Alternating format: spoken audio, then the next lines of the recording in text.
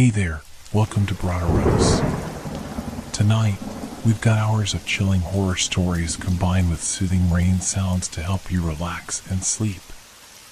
Before you drift off, leave a comment below and let us know where you're listening from and what time it is. And don't forget to hit that like button and subscribe right away. If you end up not enjoying it, you can always take it back later. Get cozy and let the fear take over. Have you ever felt a presence in the dark? Something watching you from just beyond the edges of the light? It's a strange sensation, like a whisper against your skin, a pressure that doesn't belong. I didn't believe in those things before, shadows in corners, whispers in empty rooms. But that was before tonight. I had just finished a late shift at the diner. The kind of night where the world outside feels damp, heavy with the weight of everything you didn't do. The streets were empty, just the soft rustling of leaves carried by the wind. My apartment was only a few blocks away, so I decided to walk. I've walked these streets 1,000 times. There was nothing unusual about tonight, nothing except the unsettling quiet.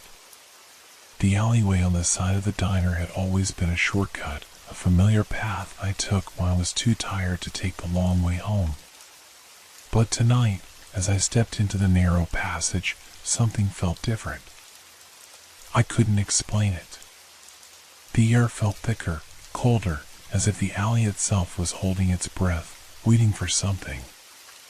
The shadows seemed deeper, more oppressive. The streetlights outside barely reached the mouth of the alley, leaving it in near darkness. It was always dark in this corner, but tonight it was darker than usual, like the light was too scared to enter. I heard it then, a faint whisper. At first, I thought it was just the wind, the rustling of leaves, but then it came again, clearer this time. A voice, soft but unmistakable. It wasn't loud, but it was close, as if it was right behind me. Hannah. I froze. My name. My heart skipped a beat. I looked around, but there was no one. The alley was empty. I could feel the hairs on the back of my neck stand up, the unease creeping up my spine. Hannah, the whisper came again, even clearer this time. My breath caught in my throat. The voice was too familiar, too personal. It was as though it knew me, knew my every thought. I looked down at my feet, my mind racing. Who could be here? Who could know my name in the middle of the night, in a dark alley? I was alone. I had to be alone.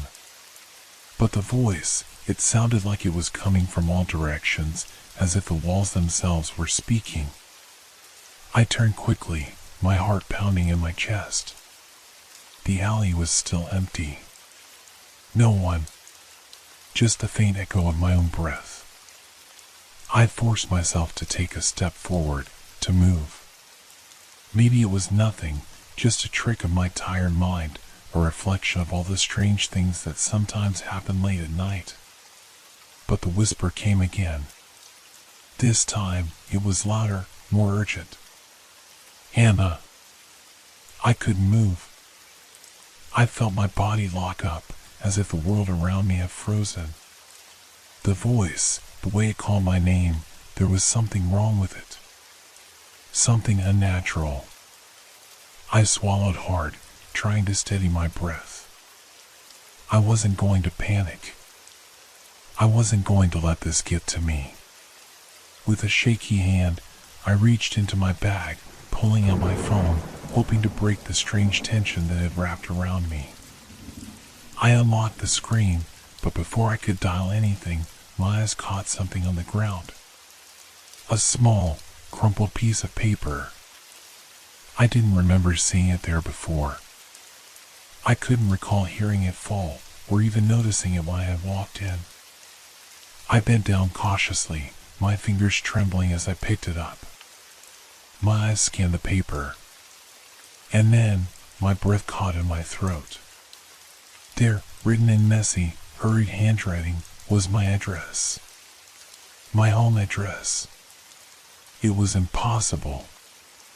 I had been alone, the alley had been empty, and yet, there it was.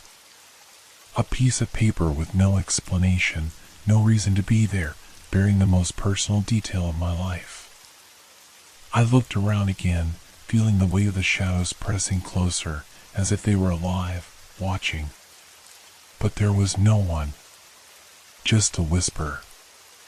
Hannah. This time, I didn't wait to hear more.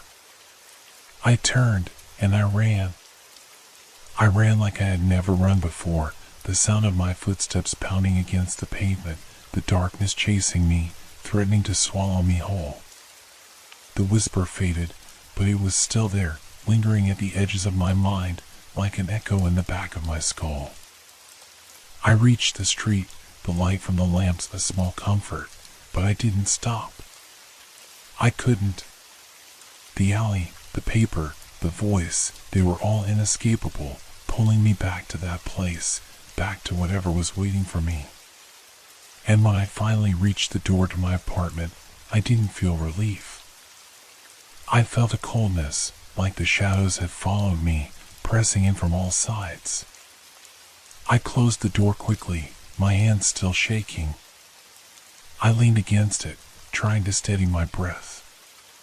But when I looked around, the silence of the apartment felt deafening. I wanted to believe it was just a nightmare, just a strange trick of the mind. But when I saw the piece of paper again, sitting in my bag, its edges crumpled, as if it had never left, I knew it wasn't over. It had only just begun. I tried to shake off the dread that clung to me after I locked the door behind me. I told myself that it was nothing, just my imagination playing tricks after a long, exhausting shift. I tried to convince myself that the whisper, the paper, the voice calling my name, it was all just a series of coincidences. But no matter how hard I tried, the knot in my stomach wouldn't loosen. I put the piece of paper on the kitchen counter, trying to ignore the creeping sense of unease that gnawed at my mind. It was only a slip of paper, after all. It could have been discarded by someone else. It could have blown into the alley by the wind. But then I looked at it again. The handwriting was too precise, too deliberate. It wasn't random. My address wasn't something you'd expect to find on a random piece of trash. Someone had written it, and for some reason, it had ended up right where I had been standing moments earlier. And the voice, how did it know my name? The chill of that whisper seemed to linger in the air, like it had left something behind. I paced around my apartment, trying to calm my nerves. But the walls felt closer, tighter. The silence of the apartment was suffocating. I couldn't escape the feeling that something was watching me, waiting for me to make a move. I turned on the TV, hoping for the distraction of a familiar show to ease my racing thoughts, but it didn't help. The screen flickered, then froze, the sound cutting out. For a moment, I sat there, staring at the image of a static-filled screen, before the whisper came again. Hannah.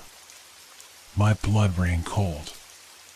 This time, it was clearer than ever, almost like it was right in my ear. The voice was softer, but there was something sinister in its tone, something that made the hairs on my arms stand up. I stood up, heart pounding, and turned off the TV. I grabbed my phone, desperately searching for something to distract myself from the rising panic. But as I scrolled, I saw it. A notification. An unknown message.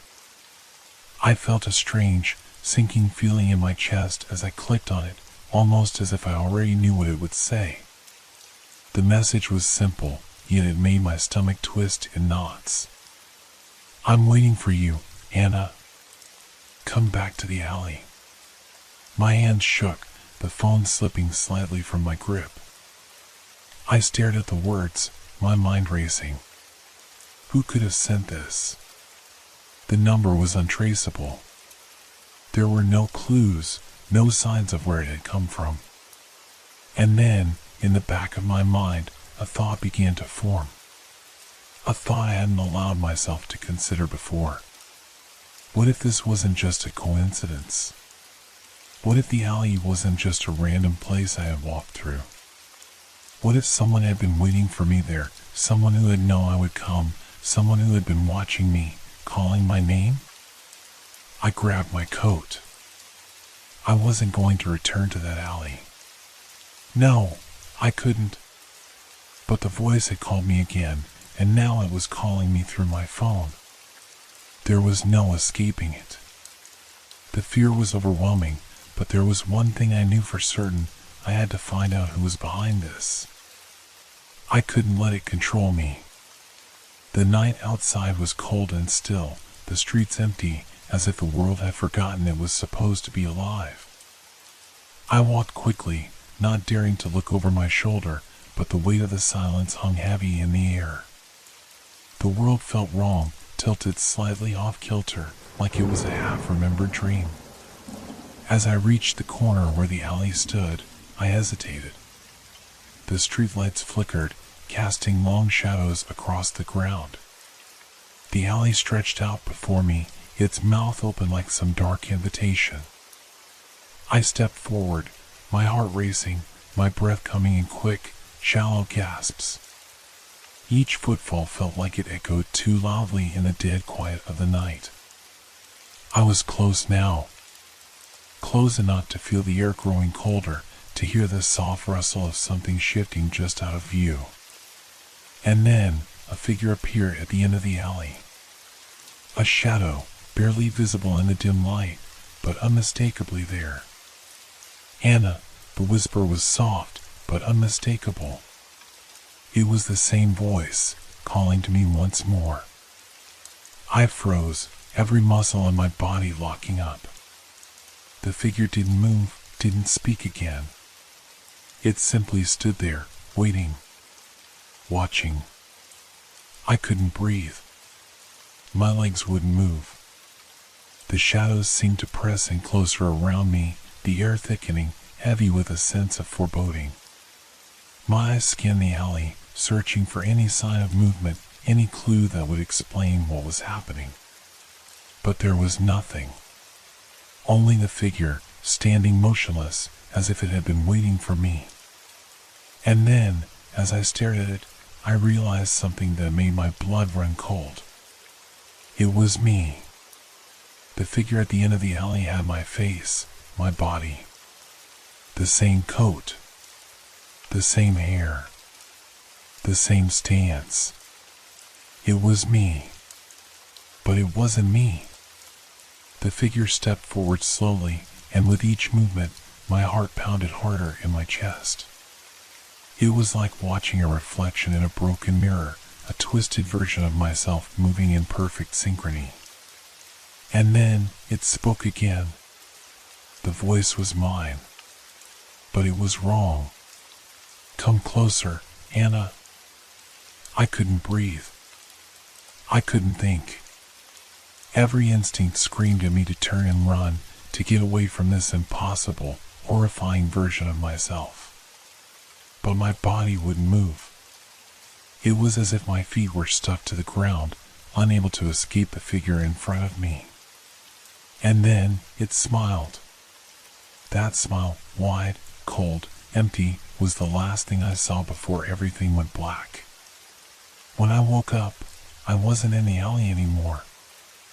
I was back at my apartment, lying on the floor, my head throbbing. The familiar surroundings gave me a moment of comfort before the memory came crashing back, the figure, the alley, the voice. I scrambled to my feet, my body trembling as I looked around. The apartment was dark, the clock on the wall blinking 3 a.m. How had I gotten back here?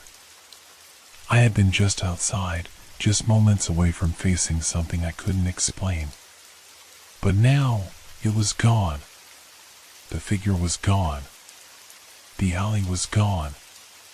Yet something was still wrong. I could feel it. The air felt thick, like it was holding its breath. And then, I saw it.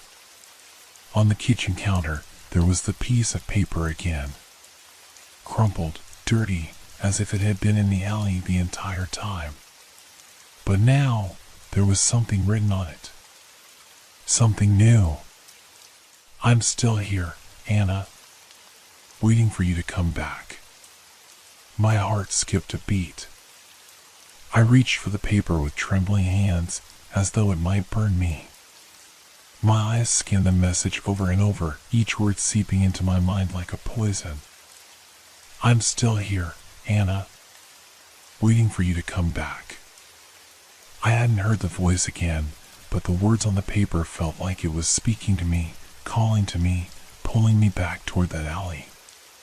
The very same alley that had swallowed me whole the night before, that had shown me the figure that wasn't me, that couldn't have been me.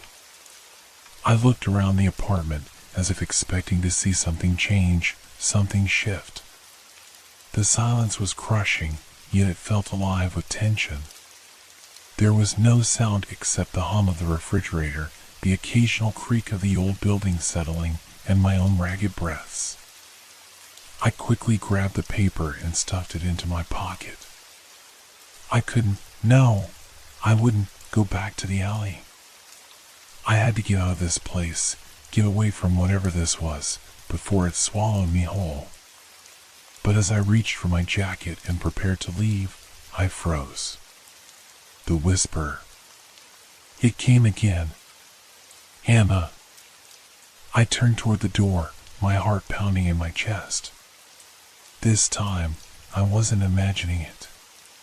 The voice was real, sharp and insistent, right outside my apartment, right there. I backed away from the door, my mind spiraling. Was it outside on the street? Was it someone who had been watching me for days, waiting for the right moment to make their move? And then, a sound, a soft, almost imperceptible scratch at the door. It wasn't loud enough to be a knock, but it was there. A dragging sound, like fingernails against wood. Slowly, agonizingly slow, the scratching grew louder. I could feel my pulse racing, my breath shallow and quick. Every instinct in me screamed to run, but I was frozen in place, staring at the door, unable to move. Another scratch. This time, it was closer.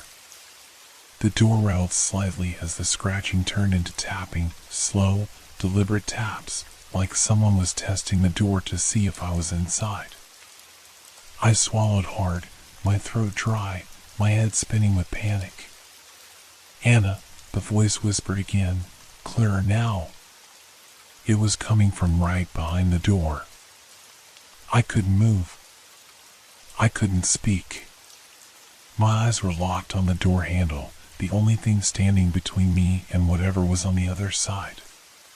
The hair on the back of my neck stood on end, and I instinctively took a step backward. The tapping stopped. For a moment, everything was still. Too still. The air felt thick, like the world was holding its breath, waiting for something to happen. And then, suddenly, the door handle began to turn. I gasped, stumbling backward. My heart was in my throat as I watched the handle twist slowly, like something, was trying to open the door. No. I couldn't let it happen. I couldn't face whatever this was. Not again. Without thinking, I bolted for the window. I shoved the curtains aside and yanked it open, the cold night air rushing in, sharp against my skin. I didn't even pause to think. I didn't have time. I climbed out of the window onto the fire escape, my breath coming in frantic gasps as I scrambled down the metal steps, my legs shaking with fear. The distant hum of city life felt like a distant memory, a world far removed from the nightmare that had become my reality. I didn't stop until my feet hit the street, my sneakers slapping against the pavement in a rhythmic pattern as I ran. I didn't know where I was going. I didn't care. I just needed to be away from that apartment, away from that thing. But even as I ran, I could hear it. The whisper, calling my name again, faint but unmistakable. Anna. It was closer now. I could feel it. It wasn't just in the air anymore.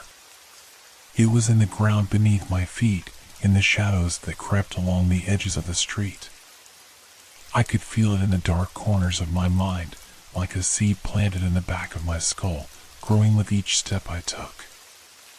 I turned a corner, hoping to escape the sound, hoping to outrun the pull of whatever had been haunting me. But as I glanced over my shoulder, something caught my eye. A shadow, moving in the corner of my vision. It was just a flicker at first, barely noticeable in the corner of the street. But then it grew. It stretched, like a figure emerging from the dark, walking toward me. And it had my face. I froze in place, my legs locking up as terror flooded through me. The figure wasn't moving like a person anymore. It was moving like something wrong. It was too smooth, too fluid, like a reflection in water, constantly shifting, its movements jerky and unnatural. The face, it looked like mine, but it wasn't me. It had the same features, the same eyes, the same hair, but it was hollow, like a mask worn by something that didn't belong. Its lips curled into a slow, unnatural smile. "You can't run, Anna," it said in my voice, the words dripping with malice. "I'll always find you." I stumbled back, terror freezing me to the spot. My feet felt like they were sinking into the pavement, unable to move, unable to escape. The figure took another step forward, its eyes fixed on me with an intensity that sent waves of cold through my body. And then, everything went black. When I woke up again, I wasn't in the street anymore. I wasn't even sure where I was. I blinked, my eyes adjusting to the dim, suffocating darkness that surrounded me. My head felt foggy, as though I had been knocked unconscious for longer than I could remember. And then, a realization hit me, a realization so sharp it almost made me choke. I wasn't alone. I wasn't alone. My breath hitched in my throat as I sat up, the world spinning around me. The darkness was thick, oppressive, as if it were pressing in on me from every direction. I reached out, my fingers brushing against something cold and hard. The surface felt rough, like stone, no, like concrete. My pulse quickened as I realized I was sitting on the ground in the middle of something that felt wrong. A low hum filled the air, almost imperceptible at first, but it grew louder, vibrating through my bones. It was the sound of the world itself, or perhaps something beyond it, something ancient and unyielding. The sound seemed to grow from the ground beneath me, seeping into my skin, into my mind.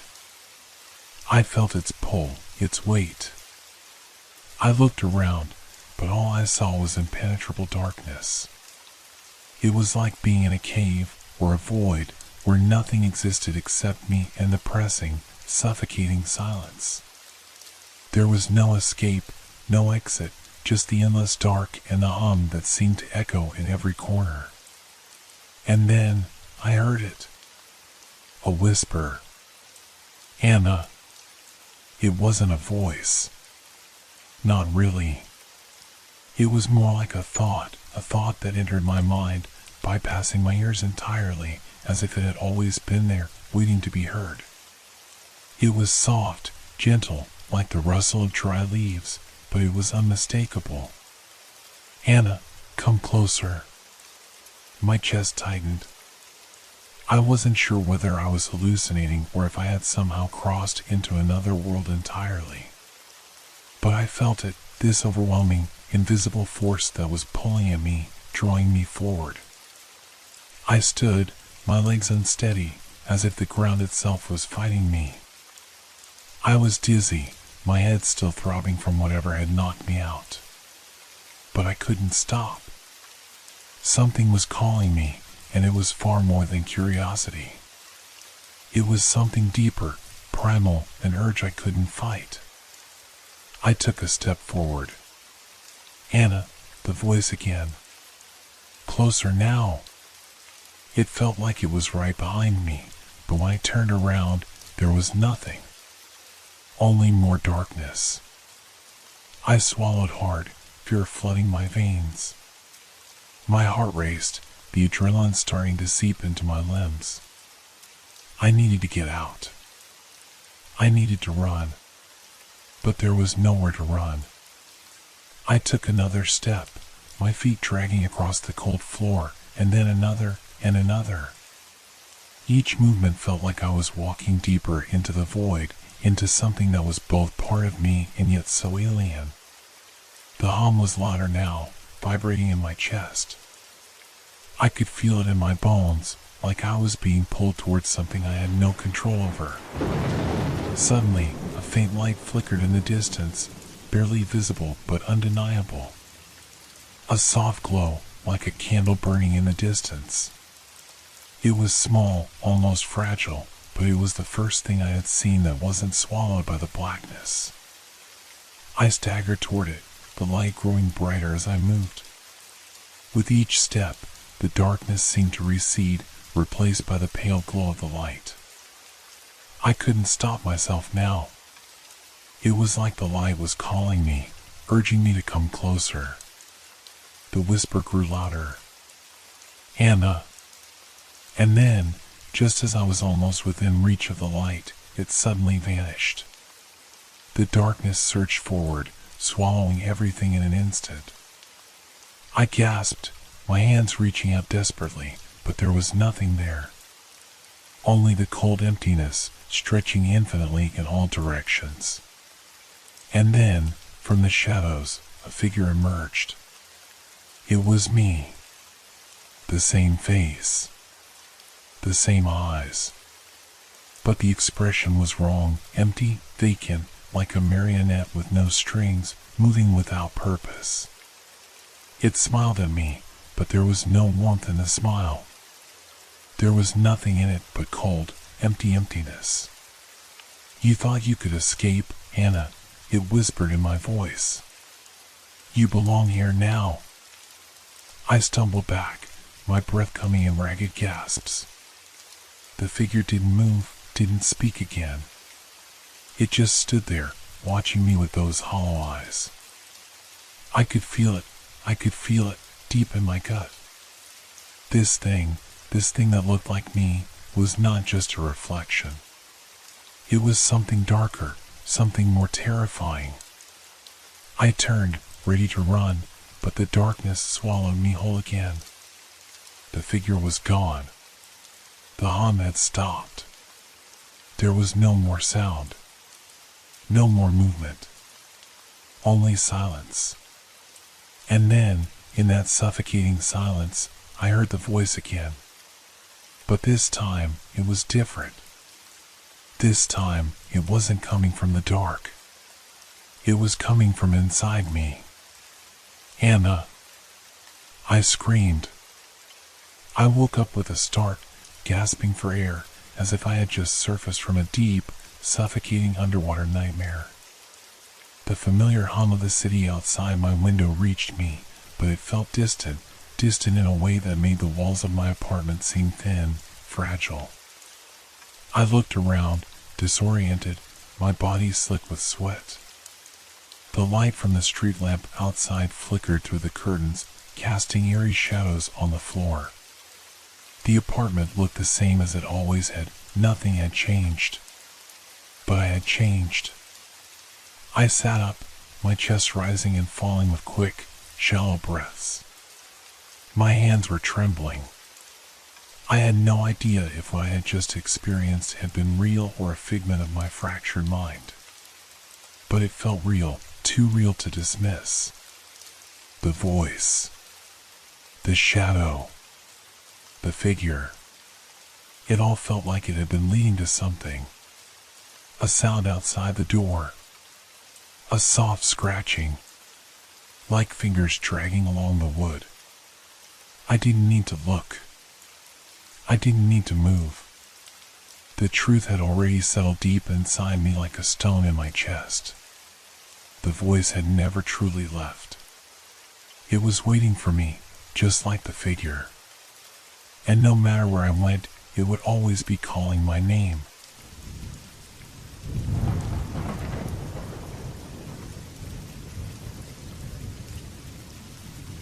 It was supposed to be a quiet dinner, just me alone in the apartment. But something about that evening felt off. Have you ever been in a room and suddenly you get the feeling that you're not alone? That's how it started. I had just sat down at the table, placing the plate of food in front of me. It wasn't anything special, just pasta with a little garlic bread on the side. A simple meal after a long day of work. The kitchen lights hummed softly, and the clock on the wall ticked with the usual rhythm. But as I took the first bite, I noticed something strange. The chairs at the table weren't quite in their usual positions. It wasn't much, just a slight shift, a couple of inches, enough for me to notice. But it was enough to make me pause, fork in midair. The chair opposite me, which had always been left empty, was now pulled just a little closer. Not enough for someone to have sat in it, but enough that it shouldn't have been there. I shrugged it off. Maybe I had moved it earlier when cleaning. I sat back, trying to push the thought away, but something felt wrong. I took another bite, chewing slowly, eyes scanning the room. The apartment felt colder than usual, and the soft hum of the refrigerator seemed louder than before, almost like it was vibrating with an unseen presence. The lights flickered for a brief moment. A faint, almost inaudible rustling came from the chair opposite me, as if something, or someone, was sitting there, shifting slightly in place. I froze. My heart skipped a beat. I stared at the chair, but nothing had changed. Nothing obvious, at least. Still, the feeling of being watched grew stronger. I quickly turned my attention back to my meal, but my eyes kept drifting to that chair, as if expecting something to happen. And then it did. A soft, barely noticeable movement. The chair inched forward again, just slightly. My breath caught in my throat. I didn't move. I couldn't. The hairs on the back of my neck stood up as I stared at it, half expecting someone to suddenly appear, but the chair remained empty. Yet, I couldn't shake the feeling that I wasn't alone. That something was there, just out of sight. Suddenly, the soft rustling stopped.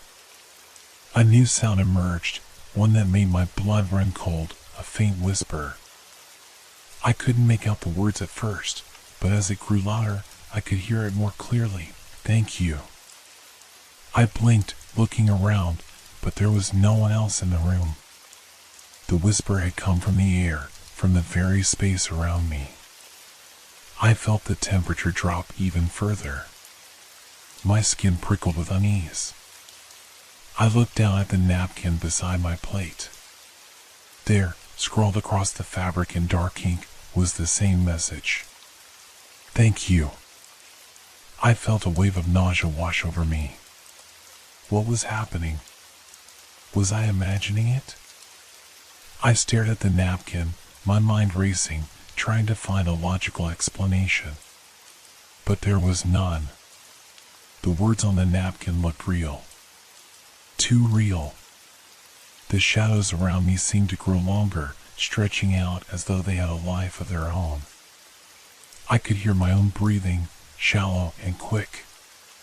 Every sound in the room, the hum of the lights, the tick of the clock, seemed to grow louder, more pronounced, as if they were amplifying the growing tension in the air. My heart pounded in my chest as I slowly reached out to touch the napkin. The fabric felt cold, much colder than it should have been. My fingers trembled as they brushed over the words, trying to convince myself that this was all just a trick of my mind. But the more I stared at those words, the more the feeling of dread settled over me. The chair in front of me shifted again, a little more this time. It wasn't just a small movement now, it was as though something, or someone, was sitting in it. The creaking of the chair echoed through the room. I froze, unable to tear my eyes away from the empty seat. Was someone there? Was this a joke? The air around me felt thick, suffocating, as if the walls themselves were closing in.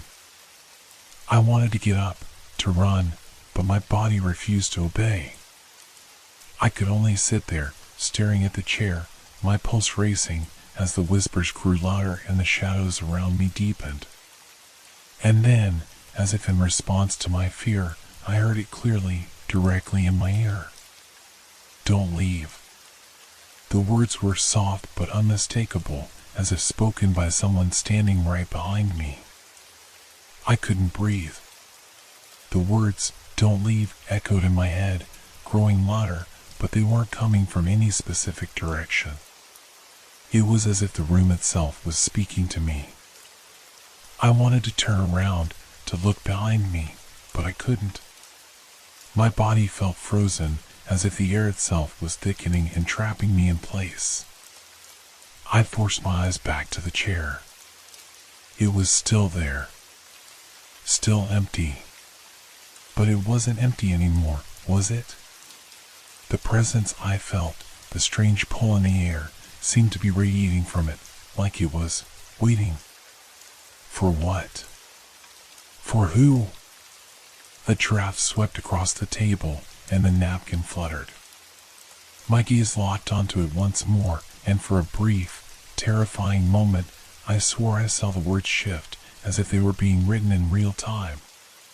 "Thank you" was still there, but the ink looked darker, like it was freshly scribbled by an invisible hand.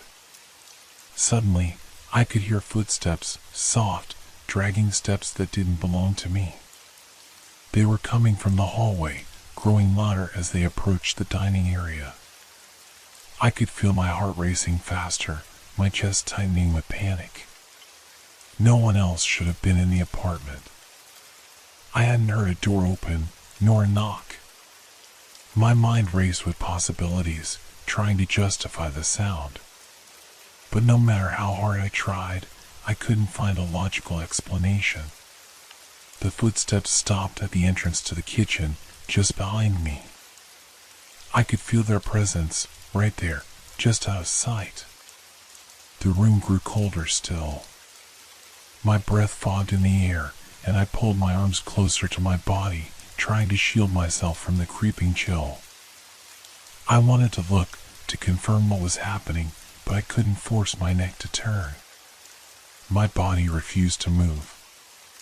Another whisper, soft but clear, came from behind me. "Stay." The voice was closer now, so close that I could almost feel it on my skin. It was a strange, eerie sensation, like fingers brushing the back of my neck. I could almost imagine the presence, hovering just behind me, waiting for something, waiting for me to do something. I couldn't take it anymore. I stood up abruptly, my legs shaky as if they'd forgotten how to move. The chair screeched against the floor as I pushed it back. That was a mistake. As I moved, I felt the temperature in the room drop even further.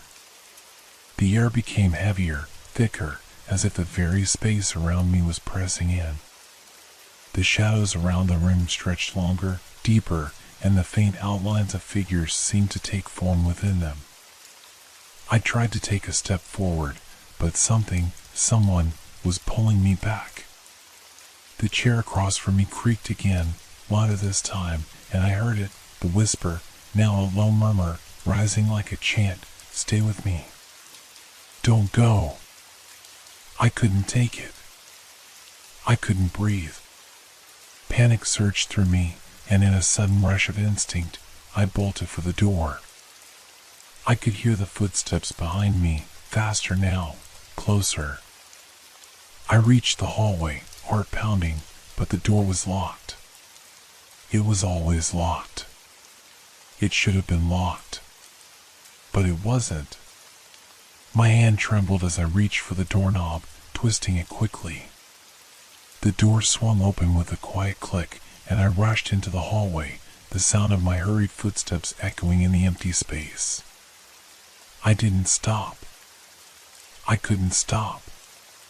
But the strange sensation of being followed didn't fade. It lingered, pulling at the back of my mind. I could feel it even as I reached the elevator. I pressed the button frantically, but the elevator didn't respond. It was still on the ground floor, far below me. I turned around, the eerie silence around me broken only by my own heavy breathing. The hallway seemed longer than usual, its corners stretching into darkness.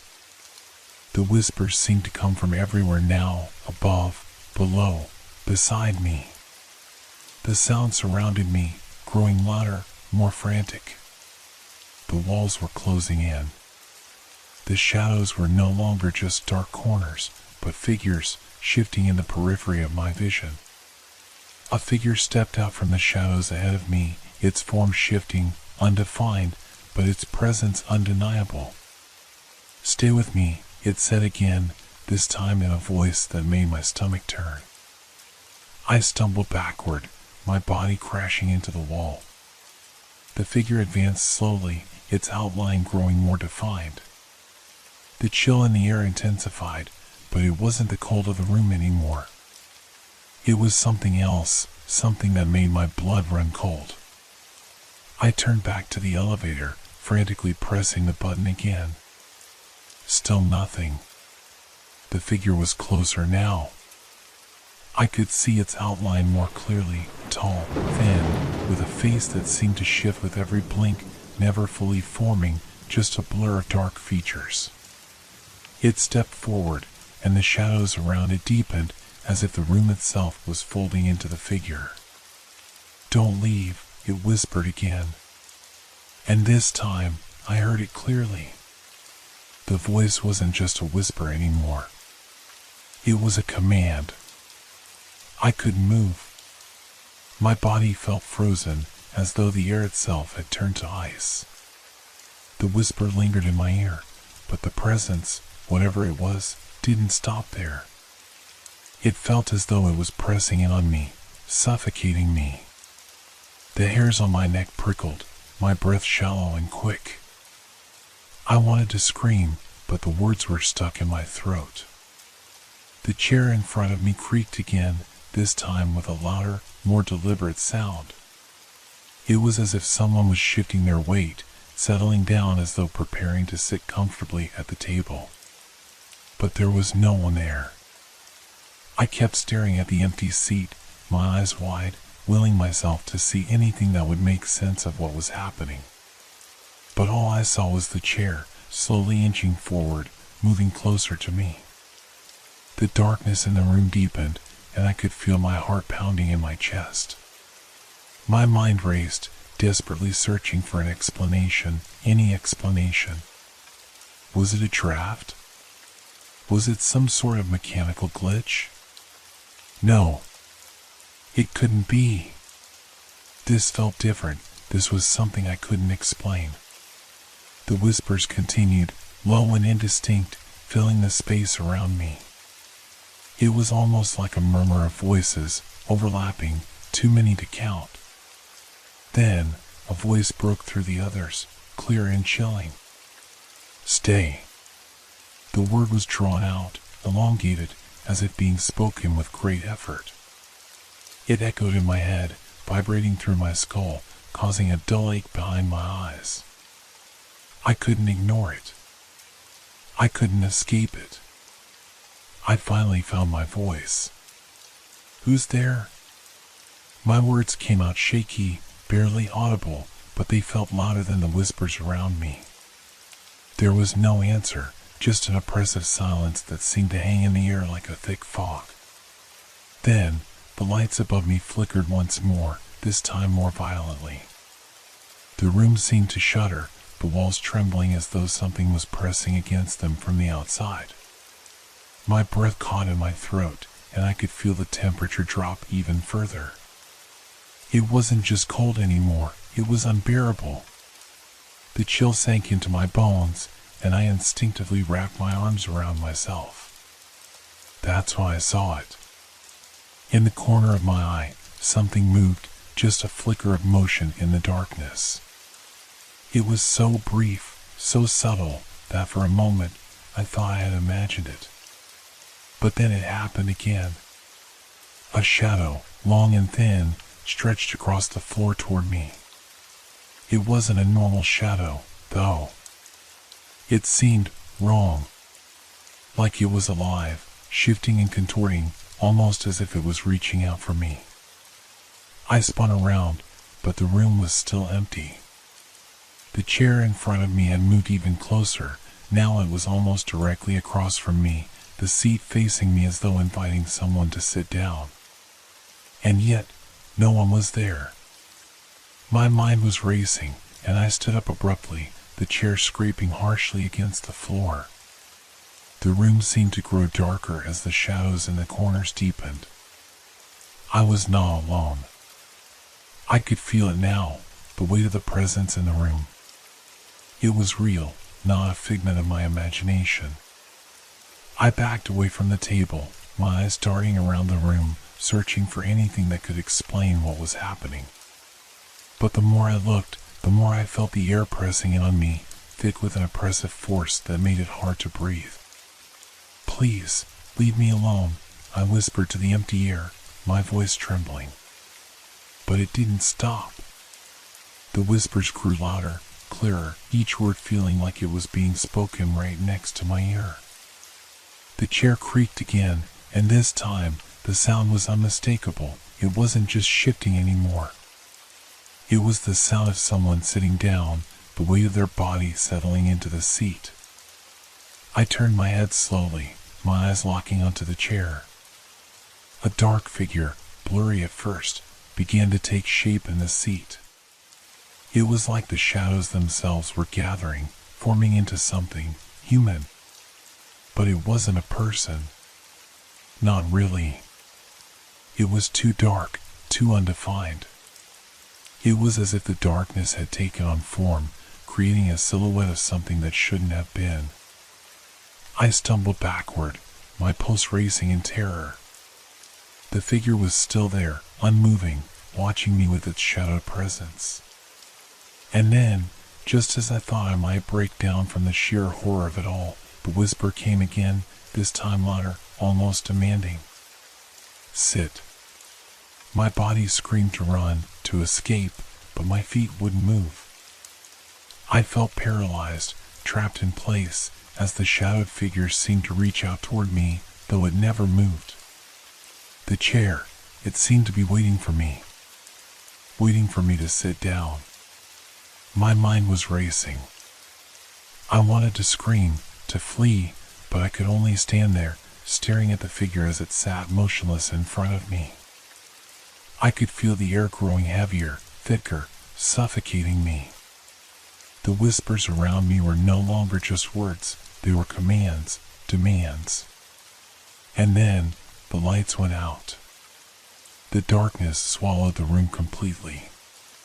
For a moment, I couldn't see anything, just a black void pressing in on me from every direction.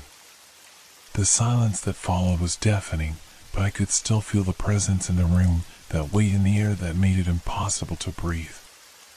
And then, I heard it again, the voice, soft but unmistakable. "Sit." The darkness was absolute. I couldn't see my hand in front of my face, and yet, I could feel the presence all around me, thick and oppressive. It was as if the room itself was closing in, the walls squeezing tighter with each passing second. The air felt heavy, as though it was pressing down on me, pushing the breath from my lungs.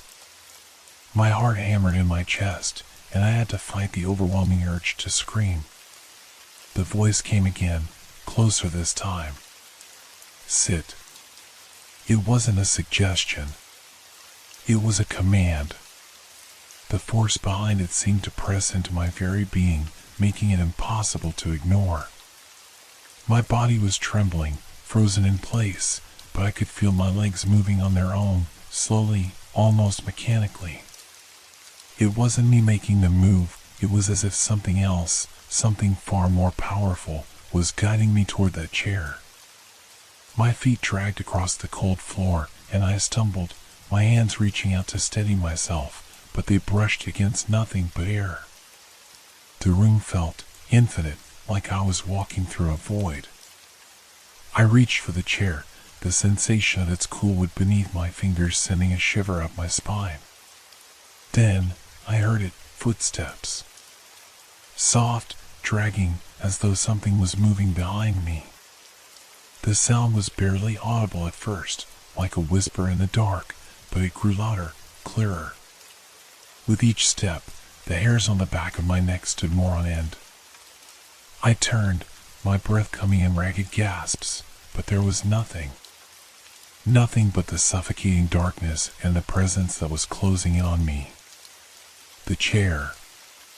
It felt like the only thing anchoring me to reality, so I hesitated for only a moment before slowly lowering myself into it. As soon as I sat down, the temperature around me dropped even further. It was as if the very air around me had turned to ice, the cold gnawing at my bones, creeping into my skin.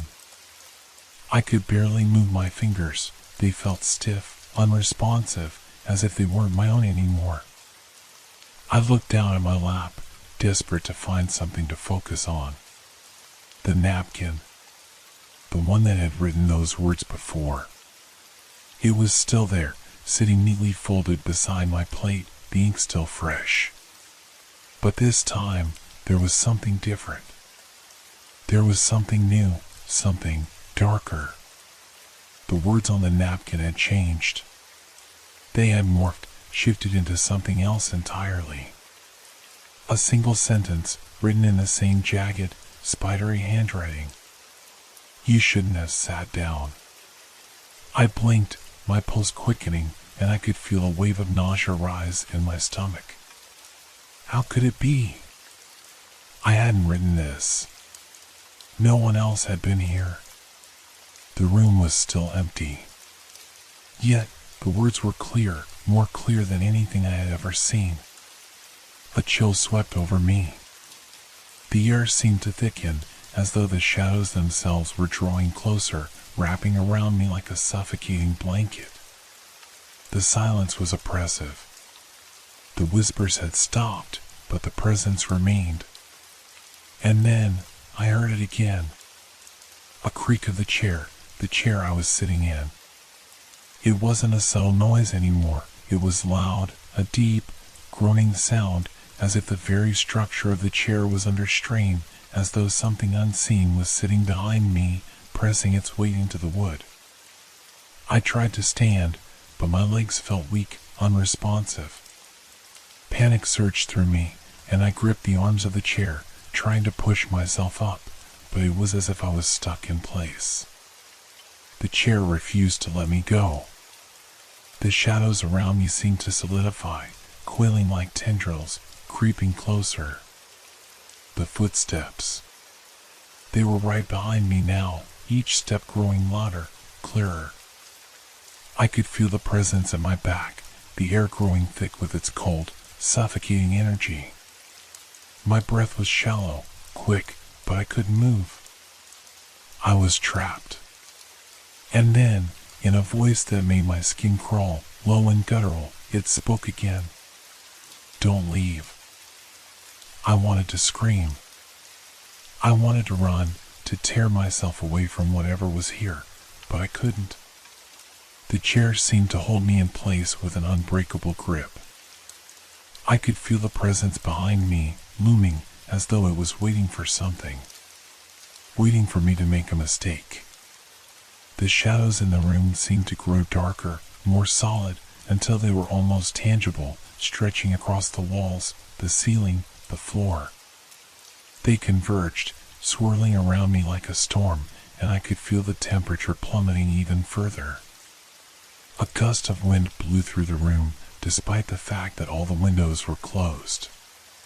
It was cold, biting, and it carried with it the scent of something rotten, something decayed. I tried to breathe, but the smell filled my lungs, choking me, burning my throat. The presence was behind me now, just inches away. I could feel its cold, its emptiness. It wasn't human. It wasn't even real. Then, the chair groaned again. A sharp, unnatural sound, and I felt the weight shift. Something, or someone, was leaning closer to me, bending down to whisper in my ear. "Thank you for staying." The whisper sent a shiver down my spine, and I could feel it crawling under my skin, invading my thoughts. The shadows around me twisted, swirling faster, more violently now, as if they were alive. I could hear them, whispering, speaking in a language I couldn't understand, a language that felt ancient, suffused with power. The room seemed to close in on me. The presence was everywhere now, overwhelming, suffocating. I wanted to scream, to fight back, but I was paralyzed. I was trapped in the chair, unable to move, unable to breathe. And then, the whisper came again, this time louder, clearer, almost as if it was a part of me. "Now you are ours." The darkness swallowed everything, and I felt the world around me start to fade away. There was nothing left. Just the chair, and the darkness, and the presence, and the silence. The world didn't make sense anymore. The chair beneath me was the only anchor to reality, yet even it felt distant, as if the very fabric of the room had dissolved, leaving only emptiness. I could no longer tell where my body ended and the darkness began.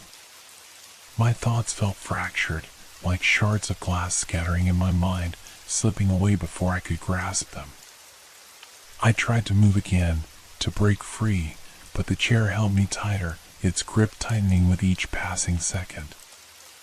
I could feel the air pressing in on me, suffocating me, pulling me deeper into the abyss.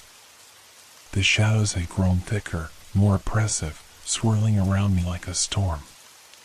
Their whispers, faint at first, now filled the space, a cacophony of voices all speaking at once, too many to comprehend. I wanted to scream, but my voice was lost in the overwhelming silence that followed their words. The whispers became a chant, a rhythm I couldn't ignore. It was a sound that gnawed at my sanity, pulling me into a state of confusion, a place where logic no longer mattered. "Stay," came the voice again. But this time, it wasn't a command, it was a promise, soft and cruel. The word echoed in my mind, vibrating through every fiber of my being. I tried to fight it. I tried to push the chair away, to stand, to run, but my body refused to respond.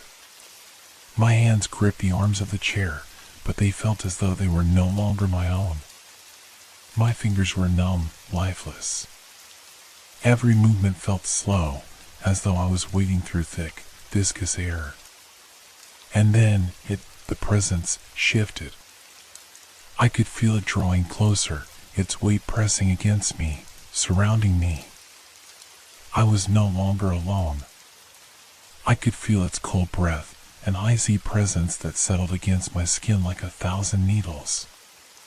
Its whispers grew louder, clearer, and I could understand them now. "You belong to us." The words burrowed into my skull, echoing relentlessly in my mind. They filled my thoughts, drowning out everything else. I could no longer separate them from my own thoughts. They had become my own. The chair shifted beneath me again, creaking as though responding to the pressure, and then, just as I thought I might finally break free, a cold hand gripped my shoulder. I didn't feel the hand physically, but I could feel its presence, its cold touch seeping into my skin, into my soul. It wasn't real, not in the sense that I understood reality. But it was there. The sensation was undeniable. The shadows seemed to come alive, wrapping around my body, pulling me closer into their suffocating embrace. I gasped, my breath catching in my throat. I couldn't see anything. The room had dissolved entirely into darkness, and yet I felt every corner of it pressing in on me.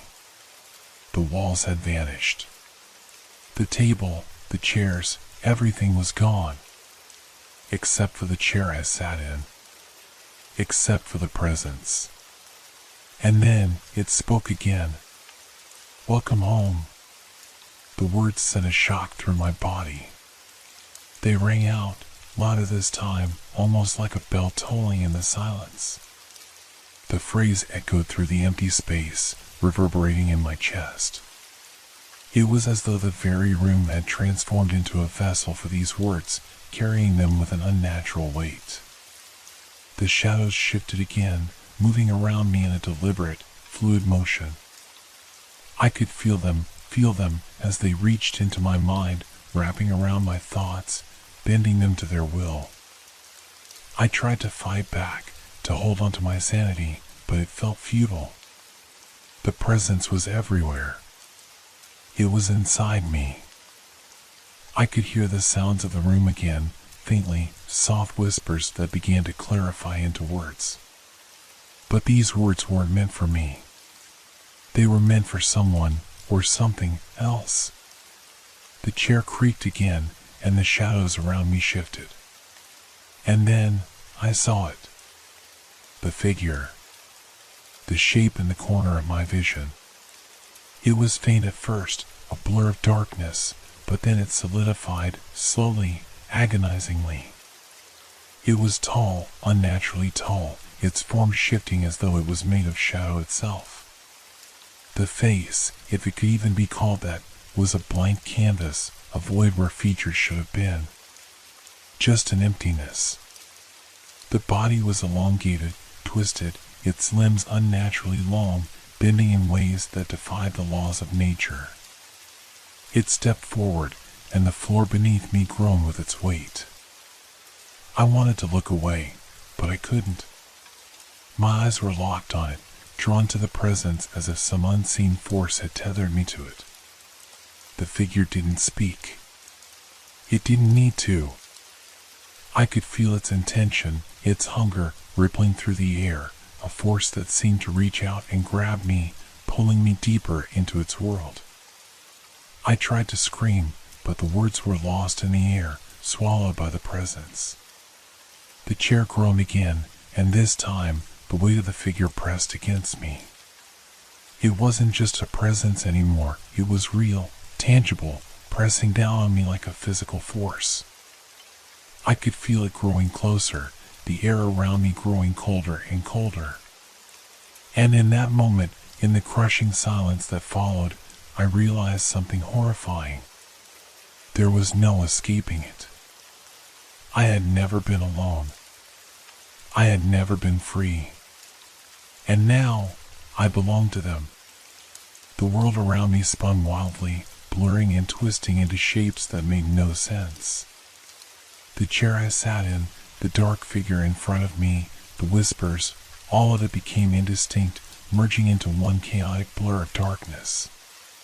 But I could still feel it, them around me, pressing against me, wrapping their tendrils of shadow deeper into my soul.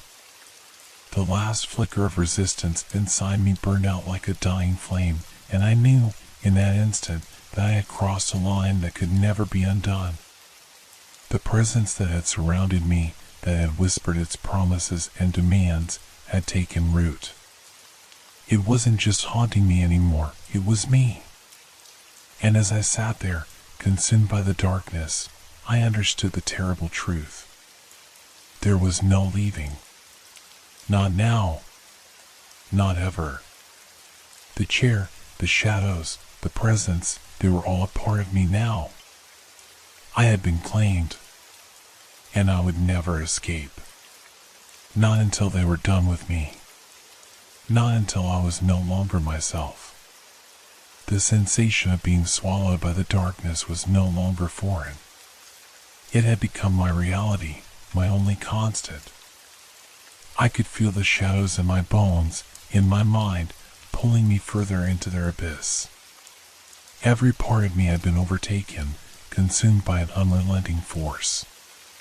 There was no longer a me to fight with, no distinct boundary between myself and the presence that surrounded me. I had been absorbed. But it wasn't just the suffocating emptiness of the room that held me now.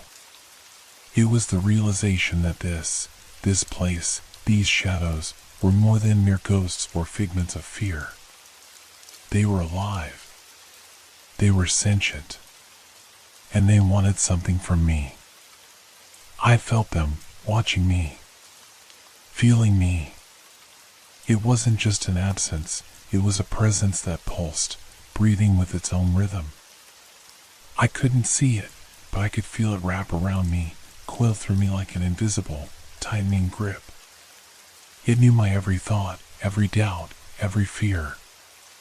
It's not over, I told myself, desperate to hold on to some sliver of hope, some trace of defiance. But deep down, I knew the truth. It was over. The room had long since disappeared, leaving me suspended in a void, floating in the space between one world and another. Time had no meaning here. Nothing mattered except the whispers and the presence that surrounded me. But then, something shifted. A flicker of light. At first, I thought it was a hallucination, a trick of my mind, something that my strained consciousness had created to comfort itself. But the light grew stronger, clearer. It was the faintest glow, like the soft, warm light of a candle. It cast long shadows, shifting and undulating like living things, yet they did not seem as menacing as before. The whispers grew quieter, almost as if they were retreating in the presence of the light. I strained my ears, listening to the change in the air. It felt different. Not oppressive. Not suffocating. It felt almost calm. The light continued to grow, slowly but surely. It stretched across the void, illuminating parts of the space I hadn't even realized existed. It was warmth, real warmth. Something I hadn't felt since before all of this began. I wanted to reach for it, but I was frozen in place, my limbs heavy, like they had been encased in concrete. But somehow, the light reached out to me. I could feel it, like a pull at the deepest parts of my being, drawing me toward it. The chair, the one I had been bound to, faded from my awareness. The shadows that had once coiled around me began to lose their grip, receding slowly, like they were being pulled away by an invisible force. The oppressive weight that had pressed on my chest, squeezing the life out of me, was lifting. The whispers no longer felt like they were coming from all around me. They were fading, growing distant. And then, from the corner of my mind, a voice. Soft, gentle, yet carrying an undeniable strength. It wasn't the same voice that had commanded me before. This was different. You're not alone. The voice wasn't demanding. It was comforting, like the embrace of someone who cared. It filled me with warmth, something I had long since forgotten. The cold that had filled every fiber of my being began to melt, replaced by a surge of energy that rushed through me, lighting a spark deep within my chest. You're free. The words hit me like a wave, crashing over me. I wanted to speak. I wanted to ask, who are you, or what's happening? But no words came. I was filled with an overwhelming sense of peace, a relief I hadn't realized I had been aching for.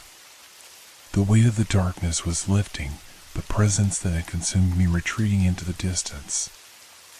I felt lighter. And then, just as suddenly as the light had appeared, it began to dim. The shadows, too, began to return, but they no longer felt suffocating. They felt distant, almost like an old memory. The whispers were still there, but they weren't as loud. They didn't hold the same power over me anymore. The figure that had haunted me, the one that had loomed behind me, seemed to dissipate, its form becoming less defined, fading like smoke in the wind. I looked around me, and for the first time since this nightmare had begun, I could see clearly. The room had returned, but it was no longer the same.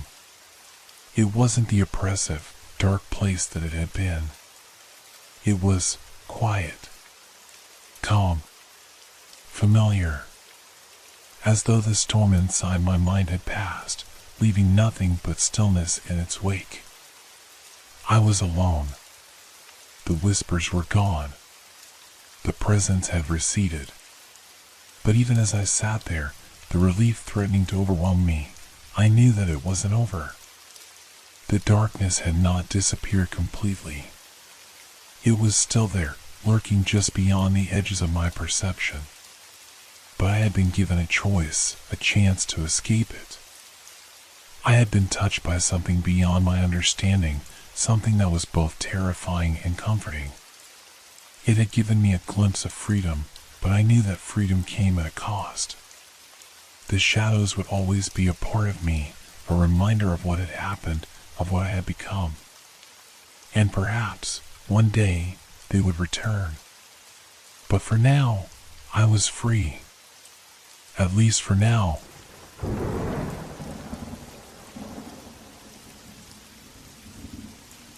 Have you ever seen something you couldn't explain? Something that didn't make sense, yet you couldn't shake the feeling it was real? It was just after midnight when it happened.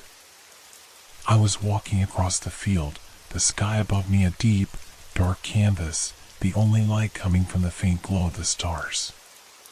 The air was thick with the damp chill of early spring, and the ground was soft beneath my boots. I had been out for a while, trying to clear my head. The day had been a long one, filled with stress and overwhelming thoughts, so I welcomed the quiet of the night. As I walked, the wind picked up, rustling the tall grass. It was a lonely path, nothing but endless stretches of open land. A few miles back, I had passed an old, disused train station. It had been abandoned for years, the platform crumbling and overgrown with weeds, its tracks faded and cracked, long since forgotten. There were no trains that passed through there anymore. At least, there hadn't been for as long as I could remember. But then, out of nowhere, I heard it. The faint sound of a train whistle, distant but clear, cutting through the stillness of the night. I froze. At first, I thought I was imagining it. A trick of the wind, perhaps. But then, I heard the unmistakable clatter of metal on metal, steel wheels rolling over old tracks. It sounded distant, like it was far off, but still present enough to make my heart skip a beat. I knew the train tracks around here were abandoned, so the sound didn't make sense. I turned to look in the direction it was coming from, and there it was, a train, moving slowly through the field. It was unlike any train I had ever seen. No lights. Just darkness. There were no headlights or windows glowing with warm yellow light. All I could see were vague silhouettes of people sitting within. They didn't move. Their shapes were just there, stationary. The train seemed to glide effortlessly across the ground, moving at a pace that was both too fast and too slow, like it was caught between worlds. The sound of the train grew louder, the creak of its metal frame, the rhythmic clattering of the wheels, yet it never seemed to approach me any closer. It just stayed there, floating in the distance, as though it was both near and far at the same time. I stood there, frozen, unable to move. The train's eerie passage continued for what felt like an eternity. And then, as suddenly as it had appeared, it vanished. One moment, I was hearing the sound of its wheels, the whoosh of air as it passed, and the next, nothing. Silence. I stood there in the dark, heart racing, my mind struggling to process what I had just witnessed. I looked around, nothing had changed. The field was still empty. The train had gone. I didn't know what to make of it.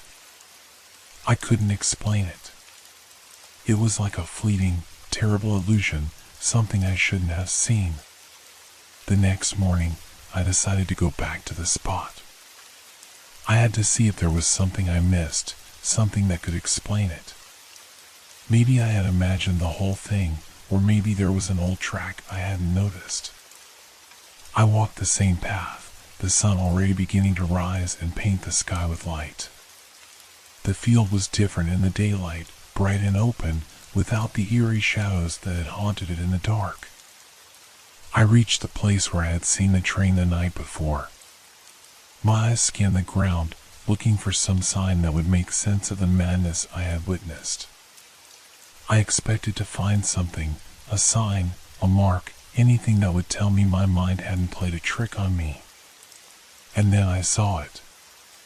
Old, rusted train tracks, barely visible beneath the overgrowth. I knelt down, running my hand over the weathered metal. These tracks had not been used in years. They were covered in dirt, the wood beneath them rotting and crumbling away. There was no sign of a train ever passing through here, no sign of life. I stood up slowly, my stomach twisting in confusion. My mind raced, trying to come to terms with what I had seen. The tracks were old, abandoned, forgotten. Yet last night, I had witnessed something that shouldn't have been there. A train that didn't belong, moving through a field where no train had passed in years. What was it? An illusion? A dream? Or something else? The question lingered in my mind, but the answer didn't come. Only the unsettling feeling that something had brushed against the edges of reality, something I couldn't fully comprehend. As I walked back home, the sound of the wind rustling through the grass seemed louder than before, like the whispers of something that didn't want to be heard. The question stayed with me.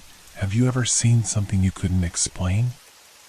The rest of the day passed slowly, each moment dragging, weighed down by the lingering unease from the night before. I couldn't shake the image of the train, gliding through the field like a ghost from another time, its passengers just faint shadows in the dark. The more I thought about it, the more I wondered if I was losing my mind. But that didn't explain the tracks I found the next morning. They were real, tangible, they're under my hands, untouched by time. I had even considered that someone might have been playing a prank on me, but the more I replayed this scene in my mind, the less I believed that. Whoever, or whatever, had caused that train to appear, I was certain it wasn't just some trick. I tried to push the thoughts away. It had to have been some kind of illusion, I told myself. Maybe I had fallen asleep while walking. Maybe I'd imagined it all.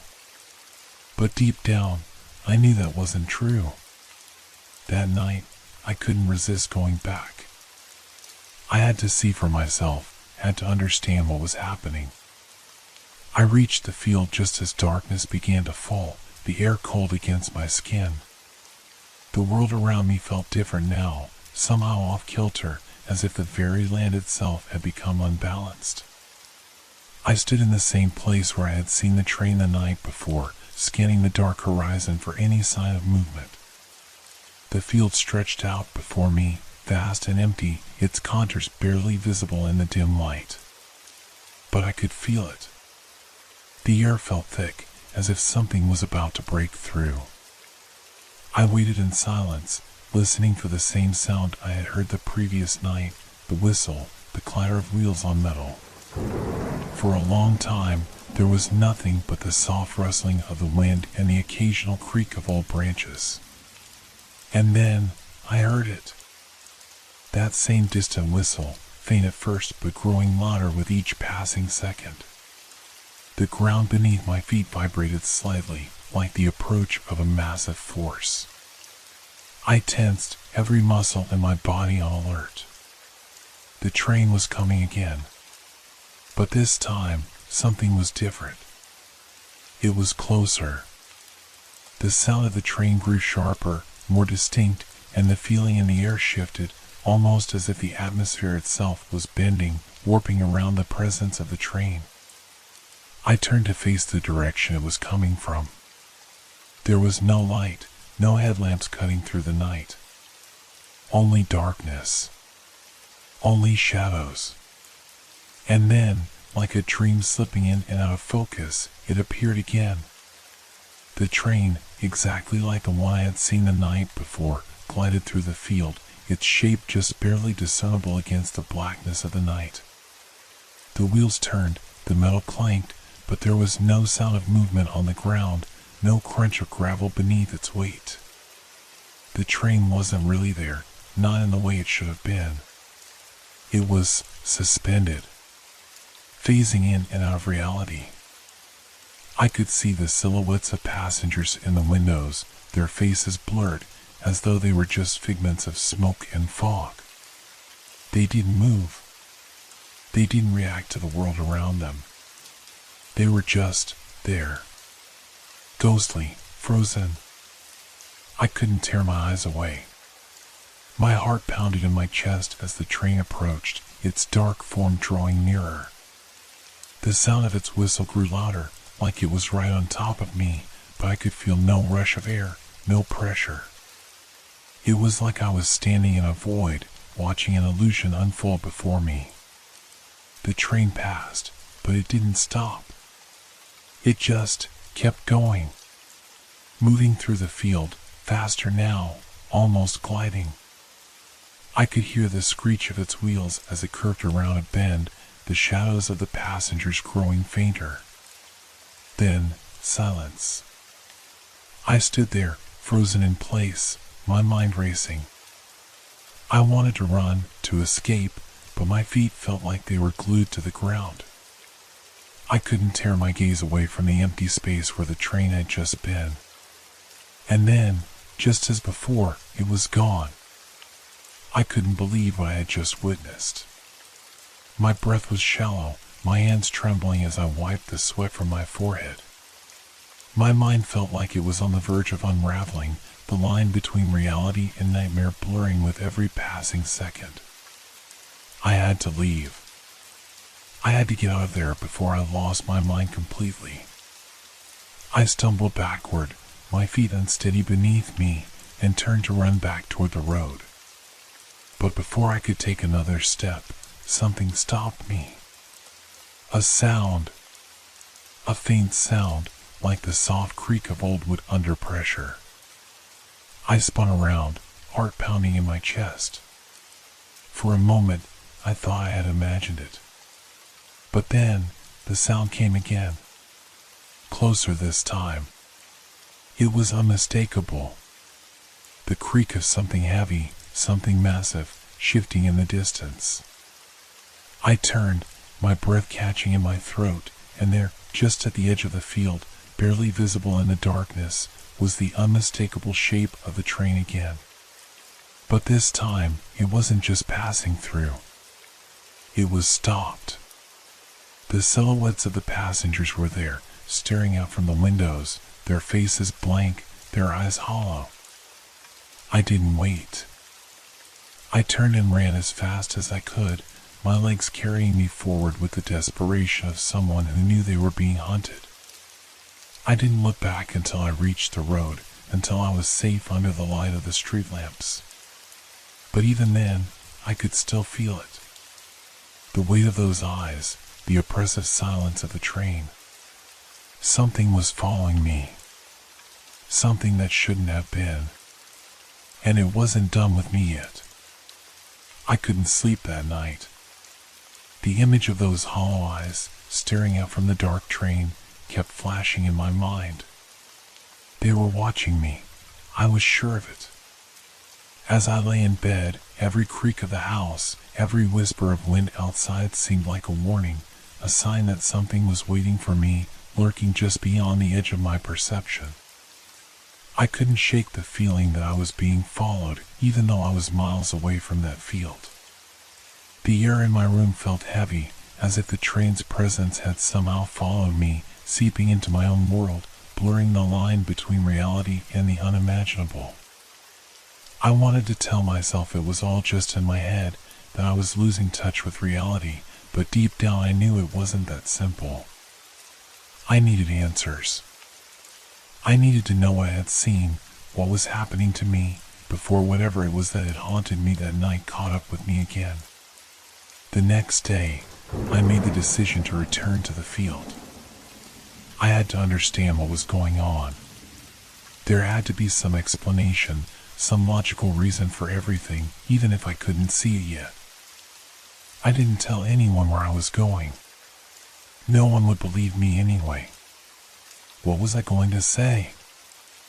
I saw a ghost train with dead passengers. The whole thing sounded absurd even in my own mind, but I had no other choice. I had to face it. When I arrived at the field, the daylight was bright and blinding, a stark contrast to the dark nightmare I had experienced. The wind was calm, and the grass seemed to sway lazily in the breeze. It looked like any other field. Yet, in the back of my mind, I could still feel the pulse of something strange, something wrong. I walked toward the spot where I had stood the night before. The tracks were still there, old and rusted, partially obscured by the wild grass. But there was something new this time. A strange chill filled the air as I neared the tracks, and the hairs on the back of my neck stood up. The faintest sound reached my ears, a whistle, barely audible, like a distant echo. I stopped dead in my tracks. My heart raced. It couldn't be. It wasn't possible. I looked around frantically, but there was nothing to see. The field was empty, still, quiet.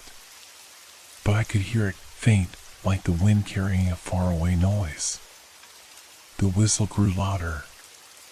And then, as if from nowhere, the train appeared again. It was different this time. There were no passengers visible through the windows, no vague figures staring out. The train was solid, real, as if it had been plucked from the past and dropped into the present. It came out of nowhere, moving swiftly along the tracks, with no light and no sound of the wheels on the rails. It just glided, as though it wasn't actually making contact with the ground. The air around me grew thick, almost suffocating. I tried to move, to run, but my legs felt like lead.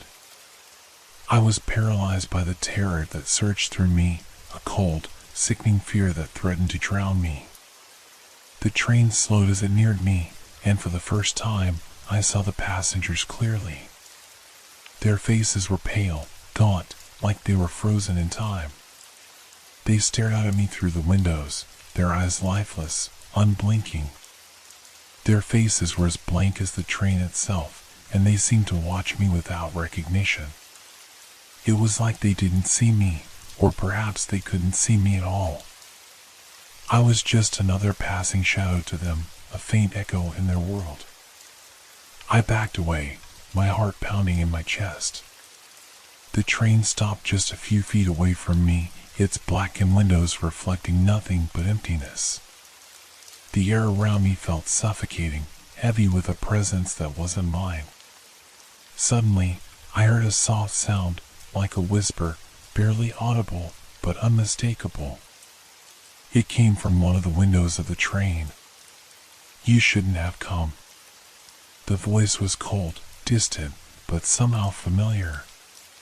It sent a shiver down my spine, and I froze. I couldn't move. The voice wasn't just a whisper in the wind, it felt like it was inside my head, speaking directly to me. The train didn't move, but I could feel its presence growing, pressing in on me. I tried to scream, to shout, but no sound came out. I was trapped, caught between two worlds, the one I knew and the one the train came from. It was like the very space around me had become warped, twisted by the train's presence. I closed my eyes, desperate to escape, to forget it all. But when I opened them again, the train was gone. The field was empty once more. The silence was deafening, but I knew it hadn't left. The air still felt thick with its weight, the echo of its existence lingering in the world around me. I wasn't free. Not yet. I ran, stumbling through the field, my breath ragged and uneven. I couldn't look back. I couldn't let myself stop. The voice was still there, faintly echoing in my mind, the chilling reminder of what I had seen, of what was coming. And then, just as I reached the edge of the field, I saw it. The tracks were gone. I stopped in my tracks, panting for breath, staring at the spot where the rails had once been. The earth was smooth, untouched. The tracks were gone, as though they had never been there at all. I was alone in the field. But I knew I wasn't truly alone. Not with the train still out there, waiting. And I couldn't shake the feeling that it was coming for me next. The days that followed felt like a blur, as if time itself had bent and twisted around the events that had unfolded. I tried to return to some semblance of normalcy, but every moment was tainted with the memory of that train, of those hollow eyes staring at me from the windows. The air felt heavier now. Every shadow seemed to hold something in it, waiting, watching. I couldn't tell anyone. I couldn't explain what had happened to me, what I had seen. No one would understand. No one would believe me. So, I kept it all to myself, locked away inside, a secret that was slowly eating at me from the inside out. But I couldn't escape it. The whispers came back every night, in the silence of my room, in the dark corners of my mind. You shouldn't have come. The voice was always there, lingering like a curse. I tried to ignore it, tried to push it away, but it only grew stronger with each passing day. I couldn't sleep. I couldn't think straight. Everywhere I went, I felt the train following me, its presence hanging over me like a storm ready to break. And then, one evening, I saw it again. I had just finished work, walking home down the quiet street when I heard it, a faint whistle, far off, carried by the wind. I froze, my heart leaping into my throat. I hadn't heard that sound since the night in the field, but I knew exactly what it was. The train. I turned quickly, my eyes scanning the horizon. The street was empty, the houses dark and still. There was no sign of the train, no sign of anything unusual. But the whistle grew louder.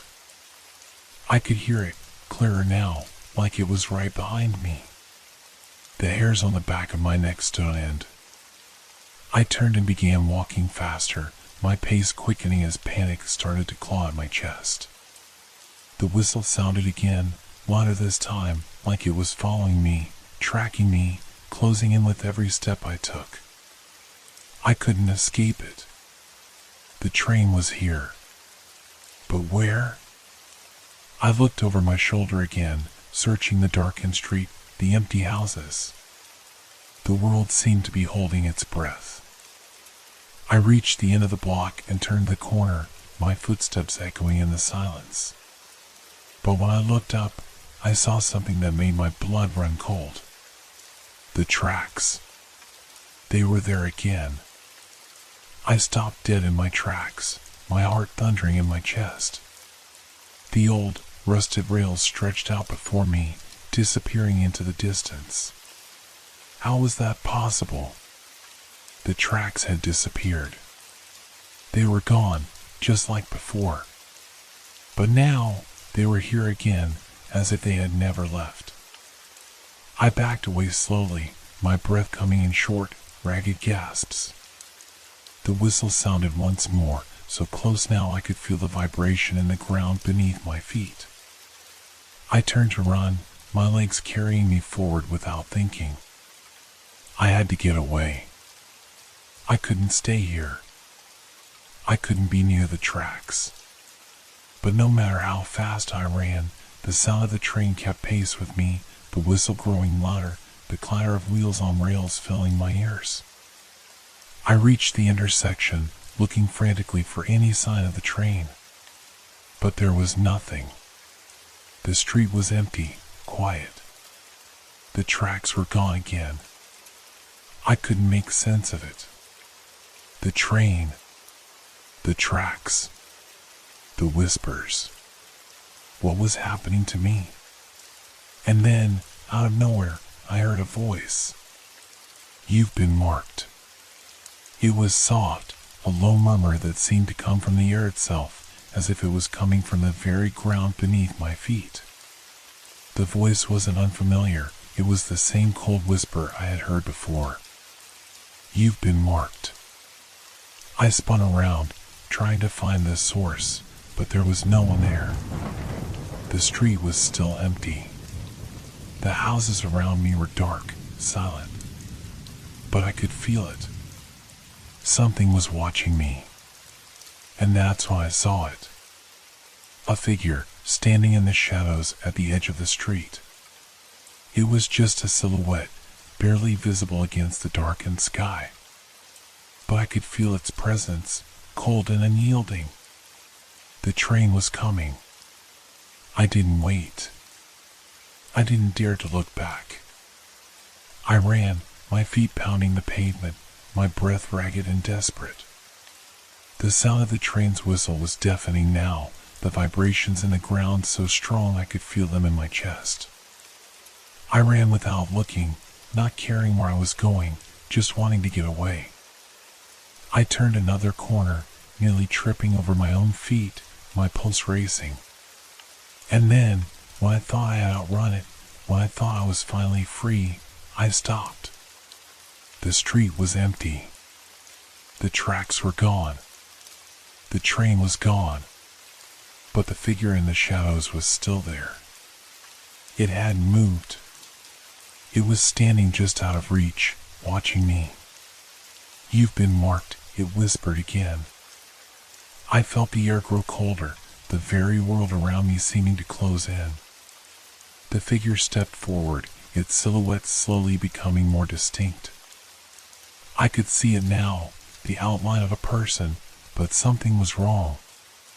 The figure seemed incomplete, fragmented, like it was only half there, like it was slipping in and out of reality. "There's no escape," the voice whispered. And then, just as I thought I couldn't bear it anymore, the ground beneath me began to tremble. The train was coming. I could hear it again, its whistle shrill and relentless. The sound filled the air, the vibrations in the ground growing stronger with every second.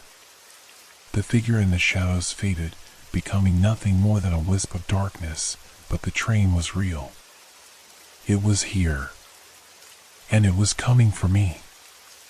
I was no longer in control of my own body. My legs moved on their own, running as if some unseen force was pulling me forward, desperate to escape.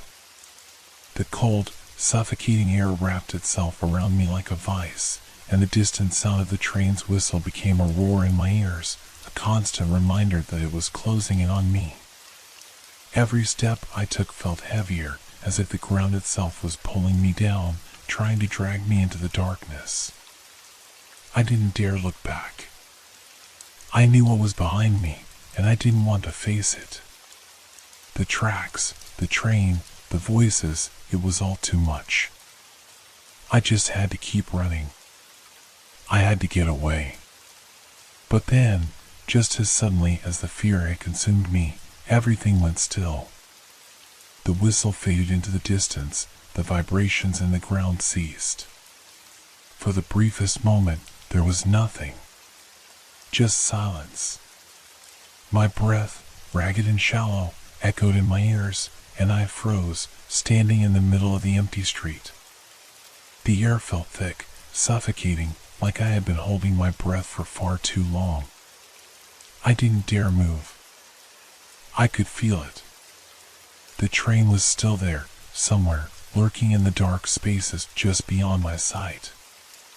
The figure that had whispered to me, the one that had warned me, was it still watching? Or had it disappeared, vanishing like the train itself? I didn't know. I couldn't take it anymore. I needed answers, needed to know what was happening. I couldn't run forever. Whatever this was, it wasn't just in my head. It was real. And if I didn't face it now, if I didn't confront it, I knew it would consume me. With shaking hands, I pulled my phone from my pocket, the screen casting a faint light in the dark. My fingers hovered over the screen, unsure of what I was looking for. Was there any information? Any clue that could explain what was happening? I quickly typed in ghost train sightings, hoping, praying that there might be something, anything, that could shed light on this nightmare. The search results were all too familiar. Unexplainable trains sighted in remote locations. Strange phenomena reported near abandoned tracks. I scrolled through the pages, reading about other sightings, other people who had experienced what I had. They described the same eerie whispers, the same ghostly figures, the same trains that appeared from nowhere and vanished just as quickly. And then I saw it, a line that made my blood run cold. Those who encounter the train are marked. It will return for them, and they will never escape. I dropped the phone, panic gripping me as the weight of the words sank in. I had been marked. Whatever I had seen, whatever I had experienced, it wasn't over. The train would come for me again. A cold gust of wind swept through the street, and I could hear it, a faint rumbling sound, like the train's wheels on the tracks. I turned, my heart pounding in my chest. I couldn't see it, but I could feel it. It was coming closer. And then, through the dark, I saw it. The faint outline of the train moving slowly toward me. It wasn't as solid as before, not as clear, but I could feel it, like an oppressive presence creeping toward me. The whistle sounded again, louder now, almost deafening. And the passengers, they were there, behind the glass, their faces twisted in eternal agony, staring out at me with their lifeless eyes. They weren't just watching anymore. They were reaching for me. I stumbled backward, my mind racing. The figure in the shadows, the voice, everything, it was all connected. This train, these spirits, they weren't random. They were a part of something, something that had been waiting for me. I couldn't outrun it. The tracks stretched out before me, leading into the unknown. I couldn't escape the train. It had found me, and it would never let me go. I turned and ran again, not knowing where I was going, not knowing what to do. My mind was a blur, and all I could think about was getting away from the train, from the figures, from the terrible sound of the whistle. But the faster I ran, the closer it got. The air grew colder, the train's presence growing stronger. It was behind me, in front of me, all around me. And then, just as I reached the end of the street, I stopped. The tracks were gone again. I looked around, confused, my breath coming in ragged gasps. The world was empty, still. The street was silent. The train, the figures, everything, they were gone. Had I imagined it? Was it all in my head? I didn't have time to think about it. The world around me was already changing. The ground beneath my feet seemed to shift, the air growing colder with every passing second. Something was wrong. I could feel it deep in my bones. And then, I heard it again. A voice, soft but unmistakable, whispering in my ear. It's too late. I turned quickly, but no one was there. I was alone. But I wasn't. Not really. The train had marked me. And no matter how far I ran, no matter where I went, it would always be waiting. Always. I had never been afraid of heights before. Living on the 15th floor of a high-rise building in the city had always felt like a strange comfort to me. The view from my apartment, especially at night, was calming, a sea of lights stretched out as far as the eye could see, the noise of the world softened by the distance. I had always found peace in that quiet, the solitude of my little corner of the world high above the chaos below. But that peace shattered one evening. It started small, nothing to be worried about at first. Just a light tap, almost like a tree branch brushing against the window.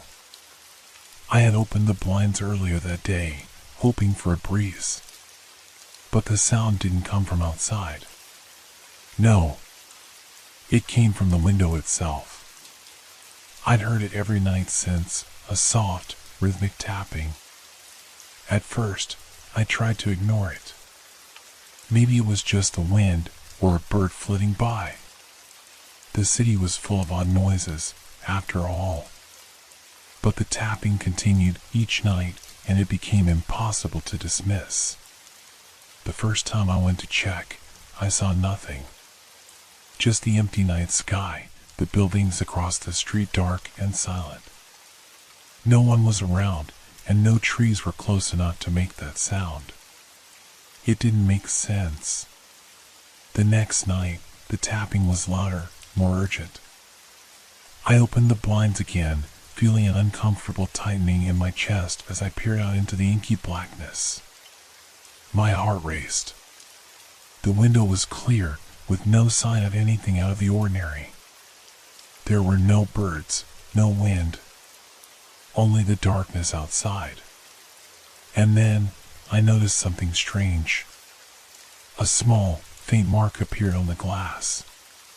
It was like a smear, almost invisible at first, but as I stared at it, it began to take shape. A word. Let me in.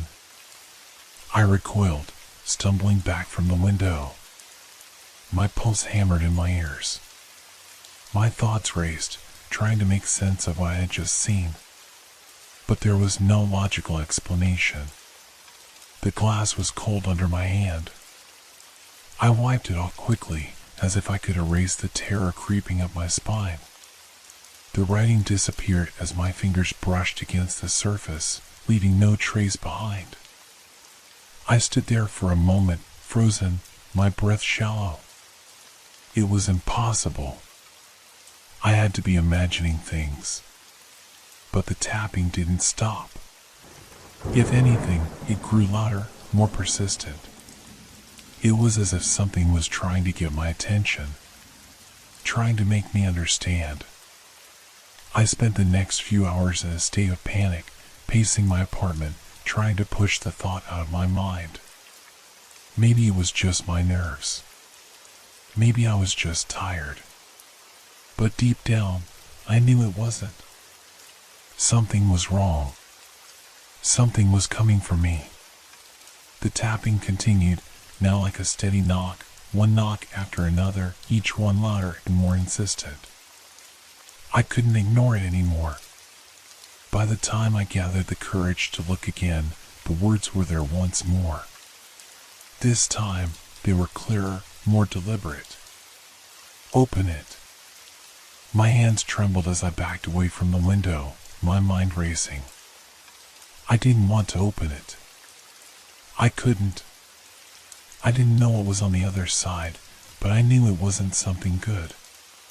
But the knocking, the rhythmic, relentless knocking, it wouldn't stop. It never stopped.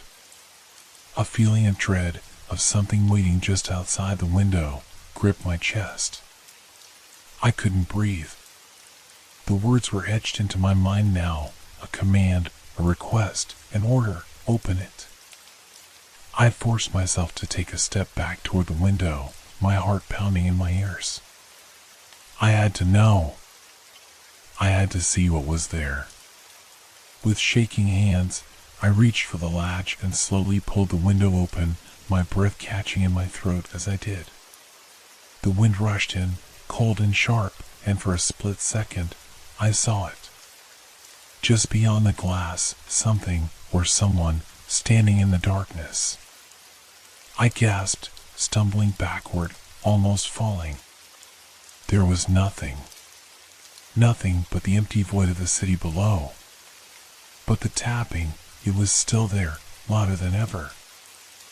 I slammed the window shut, my hands shaking uncontrollably, my heart racing. The room felt too small now, the air too thick. I backed away from the window, my chest tight, my mind spinning. The knocking stopped. And for a moment, everything was still. But then, in the silence, I heard it. A voice. Soft. Almost a whisper. Let me in. I didn't sleep that night. How could I? The voice, the knocking, the words that appeared on my window, they were all I could think about. My mind raced, trying to find any logical explanation, but nothing made sense. No matter how hard I tried to rationalize it, I couldn't shake the feeling that something was out there, something that wanted in. The next morning, the sun was bright, but the air felt colder than it should have. I didn't go to work. I couldn't. I stayed in my apartment, pacing, trying to think of anything else. But all I could hear was the memory of that soft knocking, the voice, and the words written on the glass. It was all too much. By evening, I had convinced myself that I had to face it. I had to know what was going on. I wasn't going to let myself be driven crazy by some strange noise or some fleeting vision. I decided I would wait for it. Wait for the knocking to start again. As night fell, I sat by the window, staring out into the dark city below. The silence in my apartment was suffocating, and the longer I sat there, the more I felt like I was losing my grip. My eyes flickered between the streetlights below and the empty apartment across from me. Every time I looked away from the window, I felt like I was missing something. It was then that the tapping began. Soft at first, just like the night before. But this time, there was something different about it. It wasn't just a tap. It was like a presence, a deliberate invitation. My heart skipped a beat, and I could feel the hairs on the back of my neck stand up. It was happening again. I couldn't stop myself. I stood up and walked toward the window, my hands cold, my breath shallow. The tapping continued, getting louder, faster, more frantic. I couldn't turn back now. I had to see it again. I had to know. With trembling fingers, I opened the blinds. And there it was. A figure stood just beyond the glass. At first, I couldn't make out the details, but as I looked closer, I saw it clearly. A dark shape, unnaturally tall and thin, standing in the shadow of the building. It was as if it had materialized out of the night, but the more I stared, the more I realized it was not a person at all. It was a thing. A shape without form, shifting in and out of existence. It seemed to pulse with an unsettling energy, its edges blurring and warping. Its presence was like a weight in the air, a pressure that made it hard to breathe. I stepped back, my pulse quickening. I wanted to shut the window, to lock it, to make it all stop. But I couldn't. I was frozen, unable to look away from the thing on the other side. And then, just as before, words began to appear on the glass. They weren't written by hand, not physically, but as though they were part of the window itself. The words formed slowly, deliberately, as if the figure outside was forcing them to be there. "Let me in," they said. I stepped back further, my heart pounding in my chest, and for the first time, I realized I had no idea what would happen if I opened the window. but the tapping didn't stop. It was becoming louder, more desperate. I looked around the room, trying to find anything, any solution. But there was nothing. The silence in the apartment was deafening. The air was thick with the sense of something waiting, something that would move only when I made my next move. The knocking was a constant now. It was the only thing I could hear. It felt like my entire world was being consumed by that sound, by that presence, and I could feel the room closing in on me. I couldn't escape. I couldn't run. The figure outside remained. It was there, and I knew that no matter what I did, it wasn't going to leave. The words on the glass flickered again, a message that seemed more urgent now. Open the window. My body moved of its own accord. My hand reached for the latch. I didn't want to do it. I didn't want to open the window. But something, some force stronger than my will, was driving me forward. It wasn't just curiosity anymore. It was something else. I had to. With a sound that felt far too loud in the silence, I unlocked the window. The chill air rushed in, and I could feel the presence outside more clearly now, pressing against me like a weight, like it was waiting for something. For a moment, I hesitated. The wind hit my face, cold and sharp, but my hand was already on the window, pushing it open. I felt like I was moving in slow motion, like time had stretched out, and the world outside was closing in on me. Then, as the window slid open completely, the thing outside moved. It didn't step forward, didn't break the glass, it just moved. The space between us seemed to grow, and the thing outside seemed to stretch toward me, its form blurring and shifting, becoming more solid, more real. A cold, skeletal hand reached toward the window, touching the glass. It was as if the thing was just waiting for me to let it in, to allow it to pass through the space between us. And then, for the first time since I had opened the window, I heard it. A voice, deep and rumbling, coming from the thing. A voice that didn't belong to any human being. "You've made a mistake," it whispered. And the last thing I saw before everything went black was the figure's hand pressing against the glass, as if it were reaching for me. I woke up with a jolt, gasping for air. My heart was racing, my chest tight, as if I had been holding my breath for an eternity. My head spun, and for a moment, I couldn't remember where I was. The apartment. The window. The figure. I sat up quickly, glancing around, but everything was still. Quiet. The blinds were pulled shut, and the air in the room felt thick, almost oppressive, as if it were filled with something that didn't belong. The knocking was gone. But I knew it wasn't over. I had opened the window. I had invited whatever that thing was inside. It hadn't left. It had only waited. I stood shakily, my legs unsteady, and moved toward the window. My body screamed at me to turn around, to leave, to run. But I couldn't. I had to see. I had to know if it was still there. I pulled the blinds back slowly, cautiously, my eyes fixed on the glass. For a moment, the window was just the same as it always was, clear, with nothing outside but the distant skyline and the quiet hum of the city. But as I stared, I saw something. A faint distortion, like the air around the window was shifting. And then, slowly, the words appeared. "Let me in." The voice echoed in my mind, the same deep, rumbling sound that had come from the figure.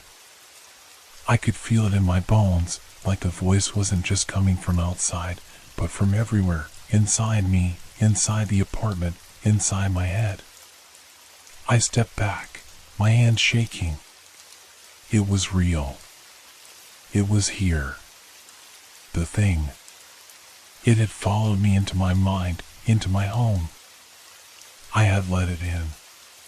For a moment, I felt a cold, heavy presence around me. It wasn't physical, but it was undeniable. It was like the air itself had turned darker, like the walls were closing in. I could hear the faintest sound, the sound of something breathing. Close. Too close. I turned toward the living room, but the room felt different now.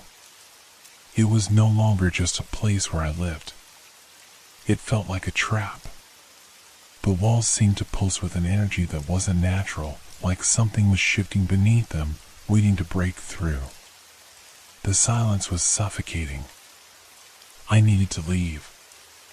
I needed to get out of the apartment, away from whatever was happening. But my feet wouldn't move. I couldn't tear myself away from the window, from the glass, from the words that had burned themselves into my mind. I turned back to face it. The window. The thing was still there. This time, it wasn't just a figure. It was more. The shape was clearer, more defined, but it still wasn't fully human. It was like a twisted silhouette, tall and thin, stretching unnaturally upward, its limbs long and gaunt. Its form blurred at the edges, like smoke, like it didn't truly belong in this world. The eyes, if they could be called eyes, were nothing but black voids, endless and hollow, staring straight through me. It moved. Slowly, deliberately, it pressed its face against the glass, its cold, dark eyes fixed on me. I recoiled, backing away until I was pressed against the far wall. The cold that radiated from the thing seeped into my skin, chilling me to the bone. I could feel the breath it exhaled, faint but palpable, as if it were standing right next to me, just beyond the glass. And then it spoke again. The same voice, the same deep whisper that seemed to resonate in every part of me. You let me in. I didn't know how to respond. The words burned in my throat, but I couldn't speak. My mind was racing, panicking, but there was no escape. No way to make it go away. I stumbled backward, my eyes glued to the window. It was no longer just a window. It had become the barrier, the only thing standing between me and whatever this thing was. But I couldn't stay here. I couldn't keep looking at it. I turned away. But the silence that followed felt worse than the knocking, worse than the voice. The stillness pressed in on me, heavy and suffocating, as if the very air had turned hostile. I could feel it in my chest, this rising tension, this horrible pressure that threatened to crush me. And then, in the silence, I heard the tapping again. But this time, it wasn't coming from the window. It was coming from inside the apartment. I froze. My blood ran cold. The sound was unmistakable, a slow, deliberate knock right behind me. At the door. I didn't turn. I couldn't look. The knock came again. And again. And then, the voice. So close, I could feel it vibrating through my body, like it was whispering directly into my ear. Open the door. I backed away, my heart racing in my chest. The door. It was locked. I had locked it. There was no way it could get in. But the knocking didn't stop. It grew louder, faster, more frantic. It wasn't just one knock now. It was a constant pounding, as if something was trying to break through. And I knew then that I was trapped. There was no way out. The thing had already found its way in. And it was coming for me. I couldn't move. My body was frozen, paralyzed by fear. The knocking was relentless. Each strike against the door echoed in my mind, drowning out every other thought, every other sound. It was like it was all consuming, like the only thing that mattered was that door, and whatever was on the other side of it. I wanted to scream. I wanted to run, but my legs refused to carry me. My breath was shallow, coming in desperate gasps. I could feel the weight of the presence behind me, in the apartment with me, just waiting for the right moment to make itself known. The knocks didn't stop. They never stopped. "Open the door." The voice whispered again, its words slipping into my mind like cold fingers curling around my thoughts. The same deep, rumbling sound that felt like it was coming from inside my head. It wasn't just a voice anymore. It was like a presence, a force that was becoming impossible to ignore. I forced myself to turn. My eyes went to the door, and the handle was turning. I gasped, stumbling backward. There was no mistaking it. The door handle was moving, slowly but surely, as if something or someone was trying to get in. I rushed to the door, my hand slamming against it, as if that would somehow stop whatever was happening. But I couldn't fight it. I couldn't stop it. "Let me in." The words came again, and this time they didn't come from the door. They came from everywhere. The walls, the floor, the ceiling. They seemed to reverberate in my bones, shaking my entire body with their weight. It was as if the apartment itself was alive, possessed by whatever force was behind that voice. I felt it then, the cold. It wasn't just in the room. It wasn't just a chill in the air. It was inside me. A freezing, crawling sensation that spread from my chest to my limbs, making every movement feel sluggish, unnatural. I looked around, but everything was the same. The familiar, comfortable surroundings of my apartment, now nothing but a backdrop for the nightmare unfolding around me. The knocking stopped, but the silence that followed was worse. It was suffocating, like the air had thickened, become heavier, more oppressive. I couldn't breathe. I couldn't think. The voice was gone, but I could still feel it. It was here. It was inside. I could sense it, waiting, watching. And then something changed. A soft rustling noise came from the kitchen. It wasn't loud, but it was unmistakable. Something was moving in there. I didn't want to look. I knew what I would find, but I couldn't help it. I couldn't ignore it. I turned toward the kitchen, and there, by the counter, was a figure. A shadow. It wasn't a person. Not exactly. It was a shape, darker than the shadows around it, like it didn't belong in the room, like it had no right to be there. It was tall, unnaturally tall, stretching toward the ceiling, and its form was constantly shifting, blurring, as if it were trying to find a shape that didn't belong. A form that couldn't exist. And it was staring at me. I could feel its gaze, even though I couldn't see its eyes. The space around it seemed to warp, bending and twisting in unnatural ways. For a moment, everything went still. The figure didn't move. It just stood there, an incomprehensible shape in the dim light. And in that stillness, I realized something. It wasn't just here. It wasn't just in the apartment. It had always been here. Watching. Waiting. Just outside my perception, just beyond my understanding. It had been in my mind, in the way I looked at things, in the way the apartment felt, in the way the air changed. It had always been here, and I had only just noticed it. I didn't know what it wanted. I didn't know how it had gotten inside me, but it didn't matter. It was too late to leave, too late to escape. The figure moved. Slowly, deliberately, it took a step toward me. I tried to scream, but the sound caught in my throat. My body was still frozen, paralyzed by the presence in front of me. The thing was close now. Its form was even clearer, more solid, like it was becoming part of the space around it.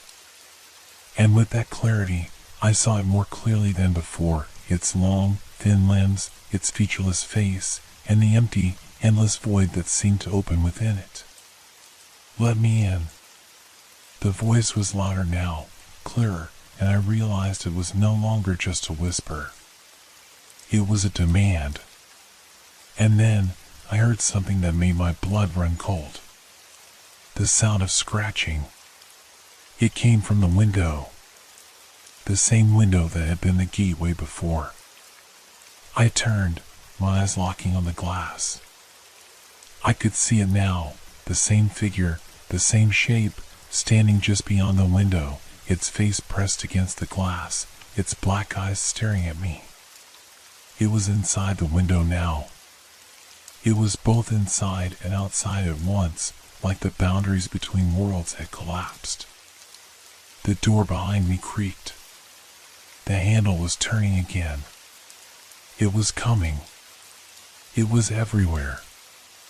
I backed away, but there was nowhere to go. I was trapped. And then I heard it, the voice again. "You let me in." But this time, it wasn't just the voice of the figure. It was the voice of the apartment. The walls. The door. The window. It was everything.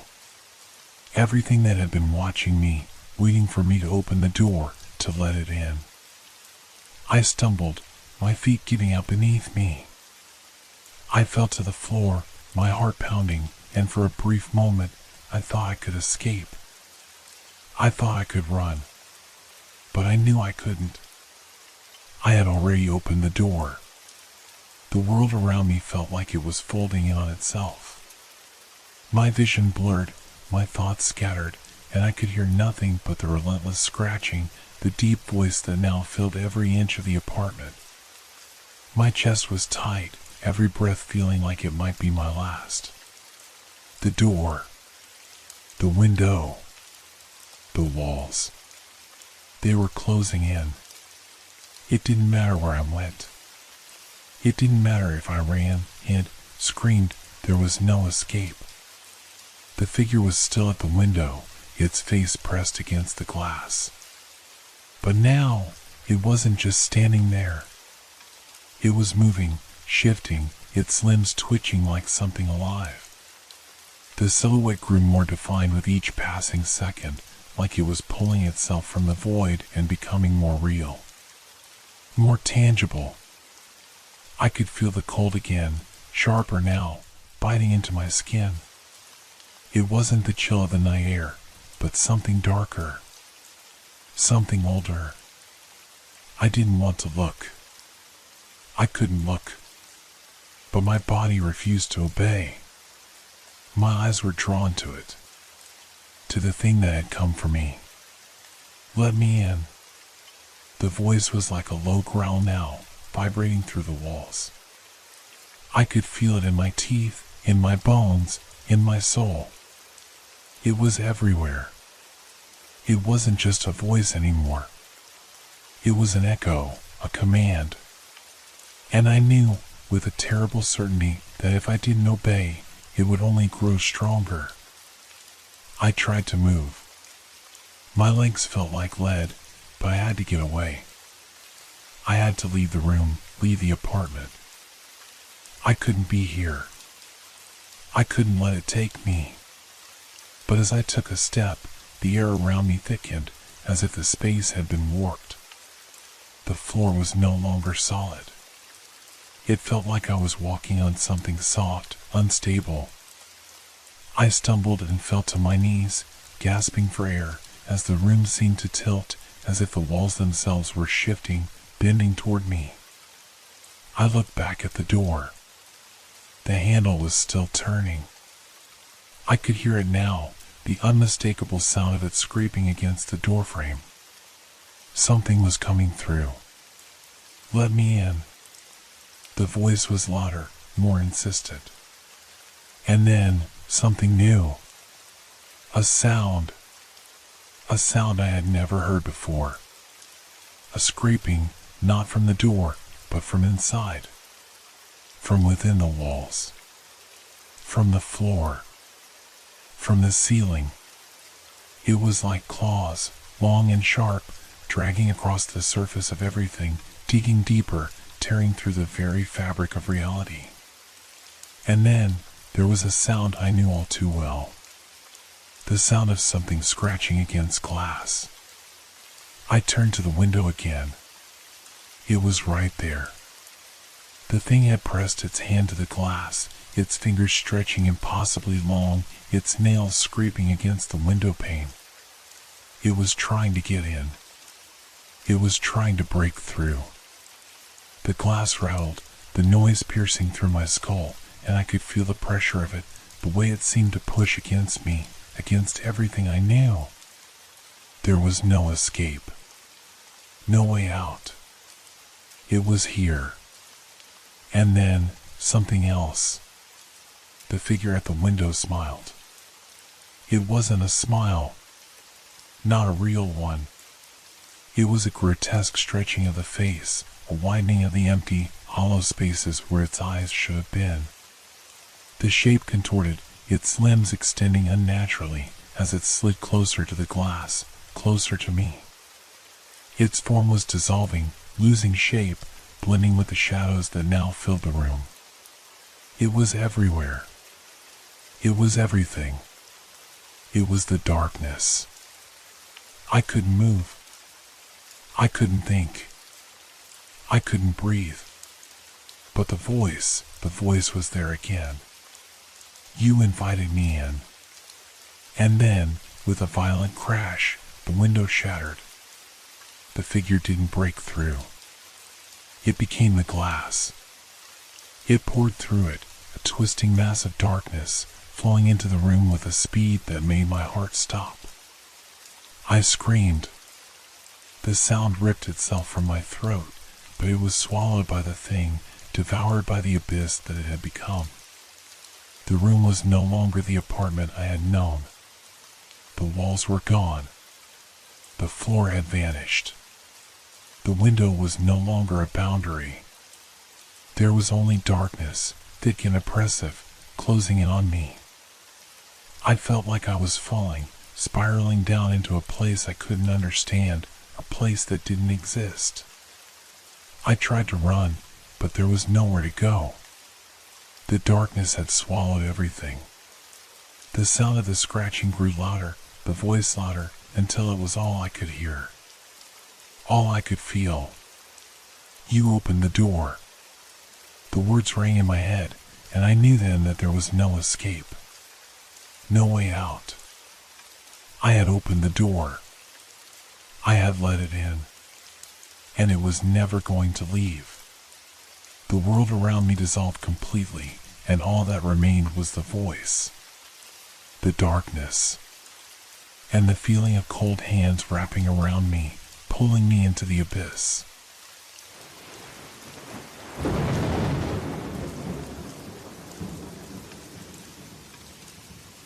Have you ever driven alone at night, feeling that strange unease as the road stretches on ahead, each mile seeming to get longer, as if the world itself is closing in? Sometimes, the silence is louder than the noise of the engine, and the darkness outside presses so hard against the car that it almost feels like something is chasing you, waiting for the right moment to catch up. It was just past midnight when I found myself crossing an old, worn bridge.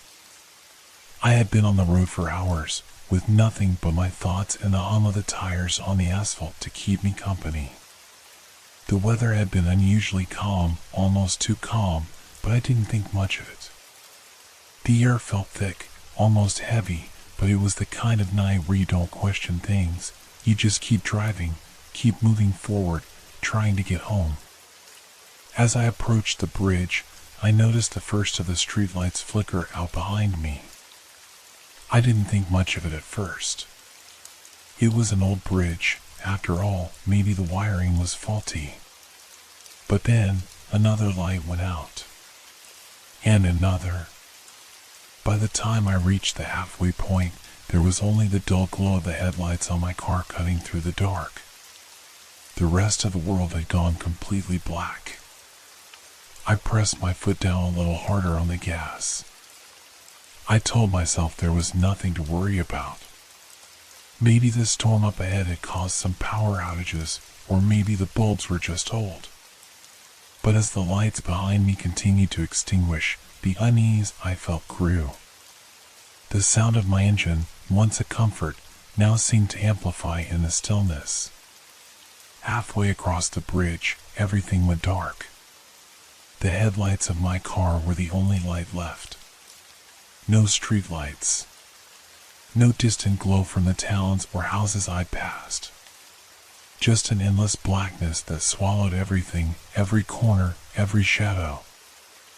I wasn't alone on the road, though. At least, that's what I thought at first. There was a figure. A silhouette standing at the far end of the bridge, just beyond where the darkness met the faint beam of my headlights. It was too far for me to make out any details, but it didn't move. It stood perfectly still, like a statue in the distance, watching me. My heart began to beat faster, my hands tightening on the steering wheel. It could have been another traveler, I thought. Maybe they were walking across the bridge, waiting for a ride or something. But why was it standing so still? And why hadn't I seen them until now? The road had been empty. I glanced in the rearview mirror, but there was nothing but the abyss behind me. The silence, though, had changed. It was no longer quiet in the same way it had been earlier. Now, there was a hum to it. A low, almost imperceptible vibration that seemed to be coming from the very bridge itself, resonating through the car. It was like the world had slowed down, like time was stretching and bending in strange ways. I focused on the figure again. The outline had shifted ever so slightly. It was as if it had moved, but I couldn't remember seeing it do so. I couldn't tear my eyes away from it. Something about it felt wrong. It didn't belong on this bridge. And the longer I looked at it, the more the unease turned into something darker, something more dangerous. I accelerated, my foot pressing down harder on the gas pedal. The lights in front of me illuminated the figure more clearly, but the closer I got, the more it seemed to melt into the darkness. The outline blurred, like smoke or mist, but the shape remained, standing perfectly still. I wanted to look away, to turn around, to drive as fast as I could in the opposite direction. But there was nowhere to go. The bridge stretched ahead and behind, and all that separated me from the end of it was that thing. That thing standing in the dark. Suddenly, the car jerked. A sharp, unpleasant sound rang out from beneath, and the steering wheel shook violently. I fought to keep control, swerving slightly as the tires seemed to lose grip on the road. The figure didn't move, not even an inch. But the darkness around me seemed to close in tighter. The vibration intensified. The hum had turned into a low growl, a sound that made my teeth rattle and my chest tighten. It was as if the bridge itself was alive, as if something was awakening beneath it, in the darkness, something that had been waiting for a long time. I could feel my heart in my throat now. The figure was closer, too close. But no matter how fast I drove, no matter how hard I pressed the gas, the bridge seemed to stretch on forever. I could feel the temperature drop. The air had turned cold, colder than it should have been for a summer night. A cold that felt like it was seeping into my bones. And then the lights went out. All of them. The car headlights flickered and died, leaving me in complete and utter darkness. The only sound was the low growl beneath the car and the sound of my own breath. I slammed on the brakes, hoping to stop before the figure reached me. But it was already too late. I could hear its footsteps now, heavy and slow, dragging along the bridge behind me. And as I sat frozen in the dark, I realized the truth. I had been on this bridge before. Years ago. When I was younger, when I had no idea how dangerous this place was. But now, I knew. I had never left. The car was still. The engine had stopped running, and the world outside was as silent as death. My heart pounded in my chest, each beat louder than the last. I could feel the sweat running down my back as my hands gripped the steering wheel with a force that threatened to crack it. I tried to turn the key in the ignition, but nothing happened. The car was dead, and so was the light. I swallowed, trying to clear the lump in my throat. I hadn't heard footsteps in a while, but the air still felt thick, like something was moving out there in the darkness. I dared not look outside again. The figure was still there. I knew it. It was waiting. But for what?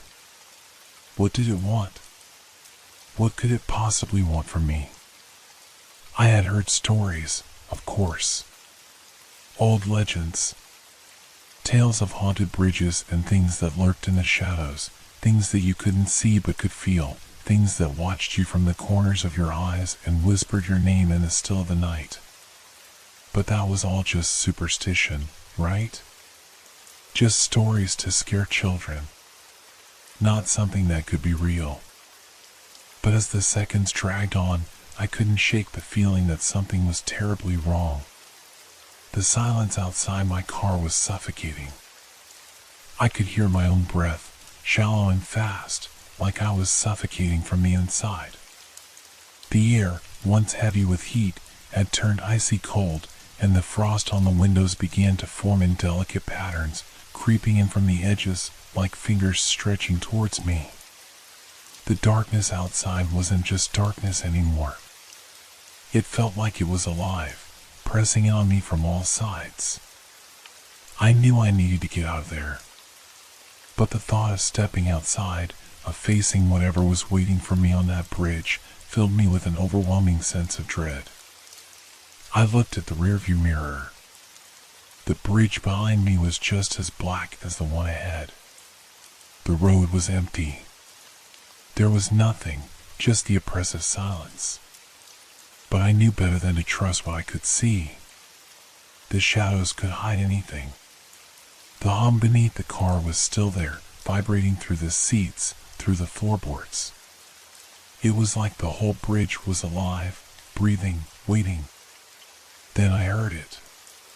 A faint tapping sound, barely audible at first, but growing louder with each passing second. It was coming from outside. From the passenger side. I didn't want to look, but I couldn't help myself. I turned my head, slowly, just enough to catch a glimpse of the window. At first, I thought it was just the wind.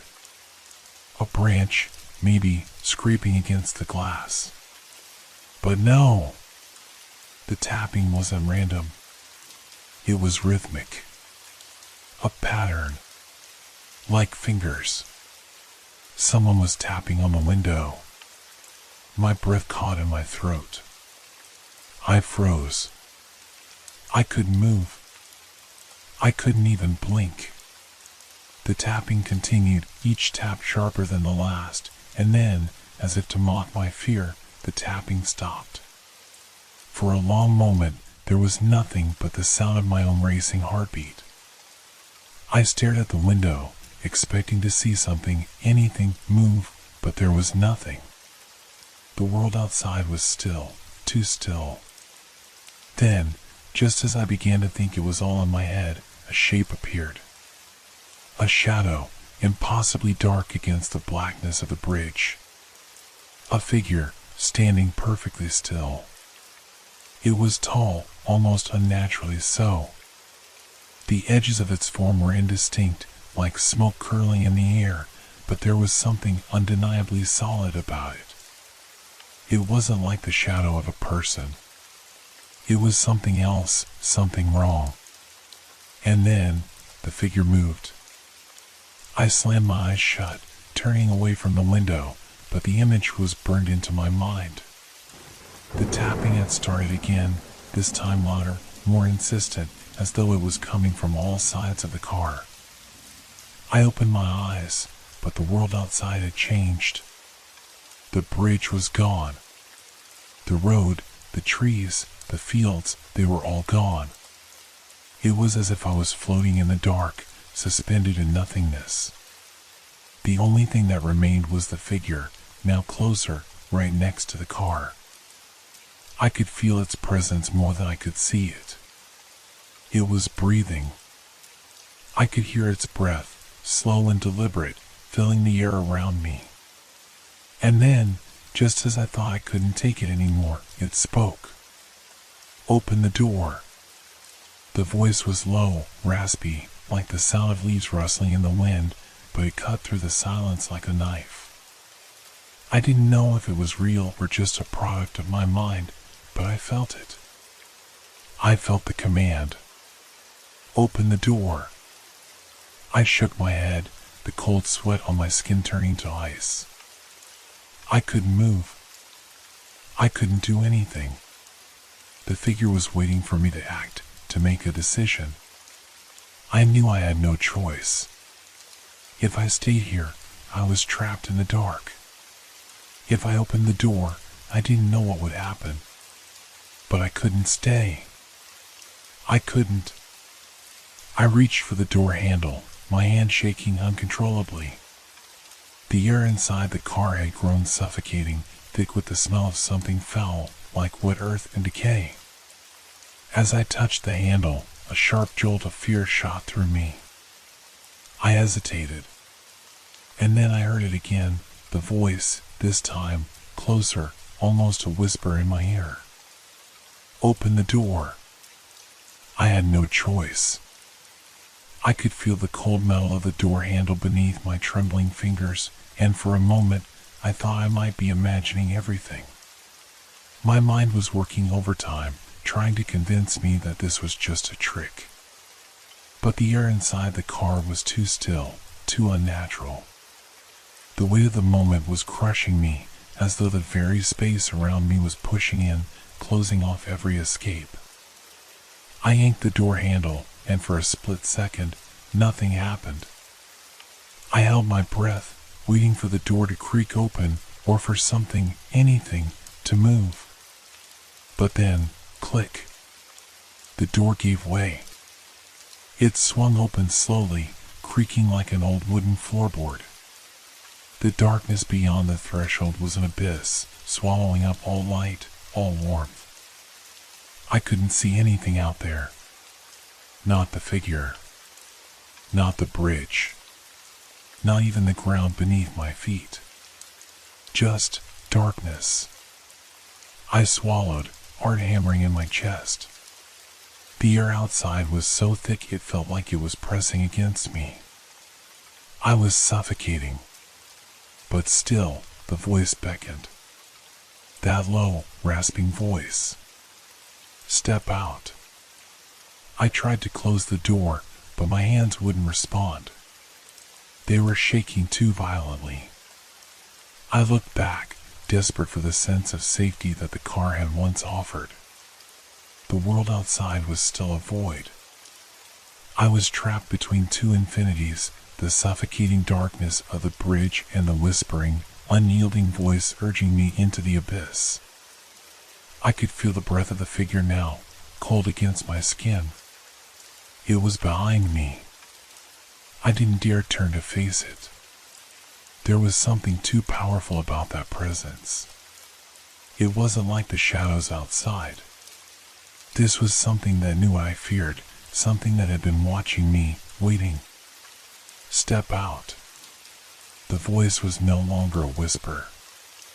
It was a command, a promise of something. Of what? I didn't know. But my legs were no longer my own. They moved of their own accord, dragging me towards the open door. I stumbled out of the car, my feet sinking into the ground. It wasn't solid. It was soft, like sand. But it wasn't sand. It was something else. The texture was wrong, unfamiliar. Every step felt heavier than the last, as though I was walking through something that should not exist. The darkness closed in even tighter. The car was no longer behind me. I didn't know when it had disappeared, but it was gone now. It was just me and the void, and the figure that had brought me here. Where are you taking me? I tried to shout, but my voice didn't carry. It was as if the air itself had swallowed my words. The darkness pressed in closer, and I felt my body tremble. My mind was racing, trying to make sense of what was happening. How had I gotten here? Where was here? What was this place? The figure was beside me now, its presence so overwhelming that I could feel it without even seeing it. I couldn't move. I was frozen in place. The voice came again, closer this time, so close that I could feel it against my ear. Don't look. I froze. My eyes were already wide open, but I couldn't bring myself to look around. Something told me that if I did, I might never be able to look away again. I took a step forward, but the ground beneath my feet was shifting. The sand-like texture turned to something hard. Stone? Concrete? I couldn't tell. It was as though the world beneath me was changing, constantly rearranging itself, like the bridge was never meant to be stable. Where are you? I managed to choke out, my voice barely audible. With you, came the reply, as cold and smooth as the darkness surrounding us. I didn't understand. What do you want from me? The silence that followed was deafening. There was no answer. But I could feel it, a presence, hovering just behind me. The weight of its gaze. My body was growing colder, my heart racing faster as I stepped deeper into the void. My breaths were shallow now. I could hear the thudding of my pulse in my ears, almost drowning out everything else. Suddenly, the world began to distort. The air around me thickened, the darkness pressing in on all sides. I felt myself being pulled, dragged forward, like a string being tugged by some unseen force. I had no control. My body was no longer mine. And then, without warning, the ground beneath my feet shifted entirely, and I was falling. I didn't scream. I couldn't do anything but fall, the blackness around me swallowing me whole. The world was spinning, twisting, and then, thud. I hit the ground hard. The impact was enough to rattle my bones, and for a moment, everything went quiet. The world had stopped spinning. I was lying on something solid, something real. I could feel it beneath me, the coldness of stone, the dampness of what could only be water. I opened my eyes. I wasn't on the bridge anymore. I wasn't anywhere familiar. I was in a place that defied logic. The ground was cracked and uneven, covered in moss and what looked like old, decaying leaves. The air smelled wet, moldy, like the inside of an old cave.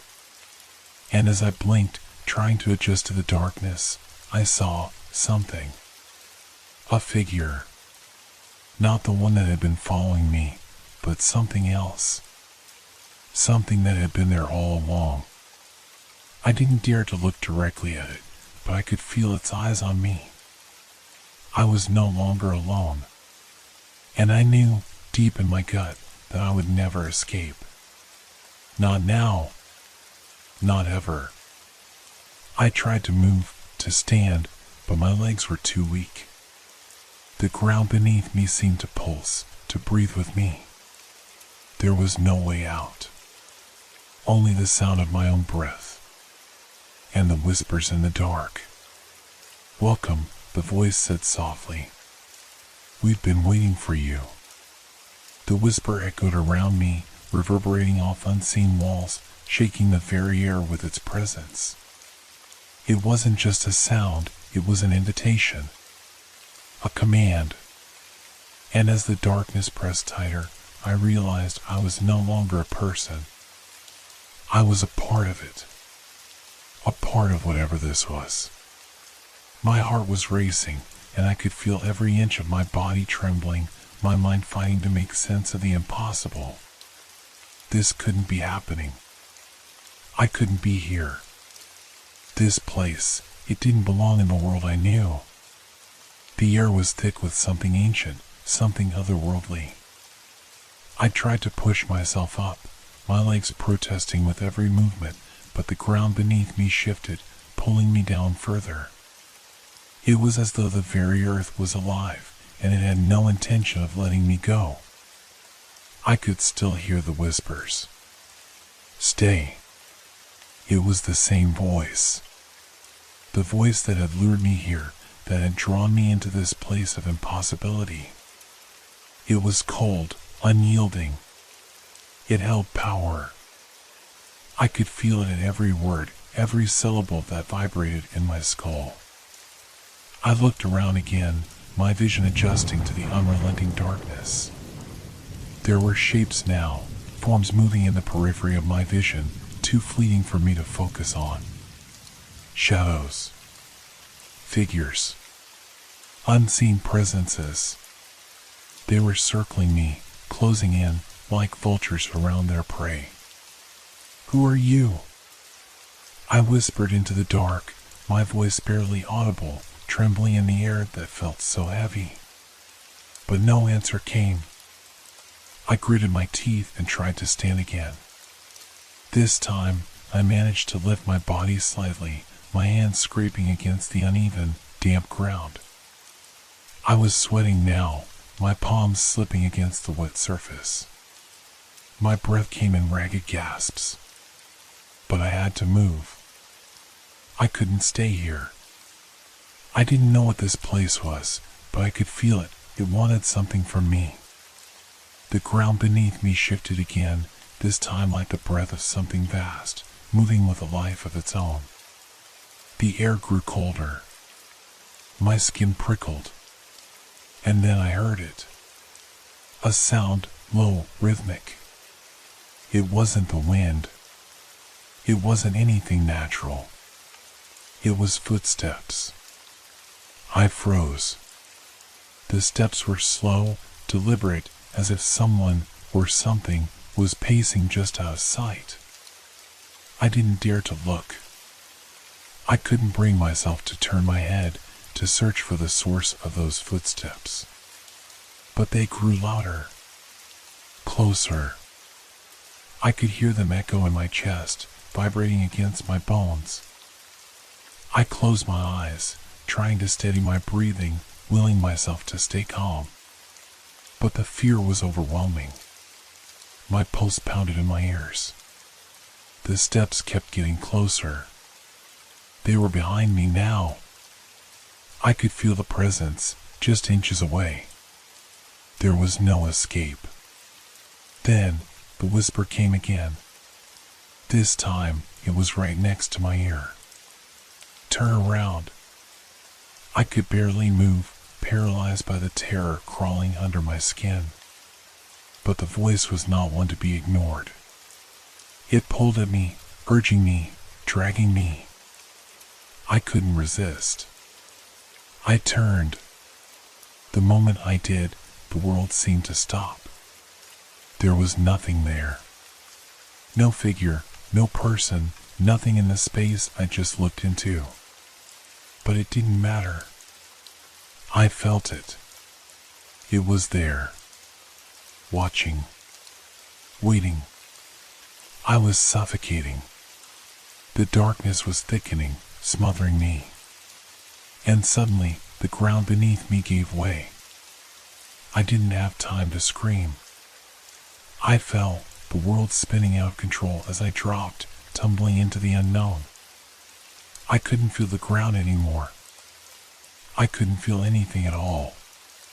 Time seemed to stretch. And in that moment of weightlessness, I knew something I hadn't known before. There was no escape. When I hit the ground, I didn't land softly. It was rough, jagged. Pain shot through my body, but I couldn't move. I lay there, gasping for air that didn't feel real. The pain was sharp, but it didn't matter. It didn't matter because I could feel it, the coldness, the presence. The voice was close again, right beside me. You belong to us. I wanted to scream, to fight back, to escape. But the words wouldn't come. The air was thick, suffocating. I tried to stand, but something held me down, pulling me deeper into the darkness. I could feel my body growing numb, the very sensation of existence slipping away. Suddenly, a light flickered in the distance, far away in the dark. It was dim at first, but it grew brighter, casting a weak, trembling glow across the ground. I blinked, struggling to focus on it. The light was moving. It was growing. But it wasn't real. It couldn't be.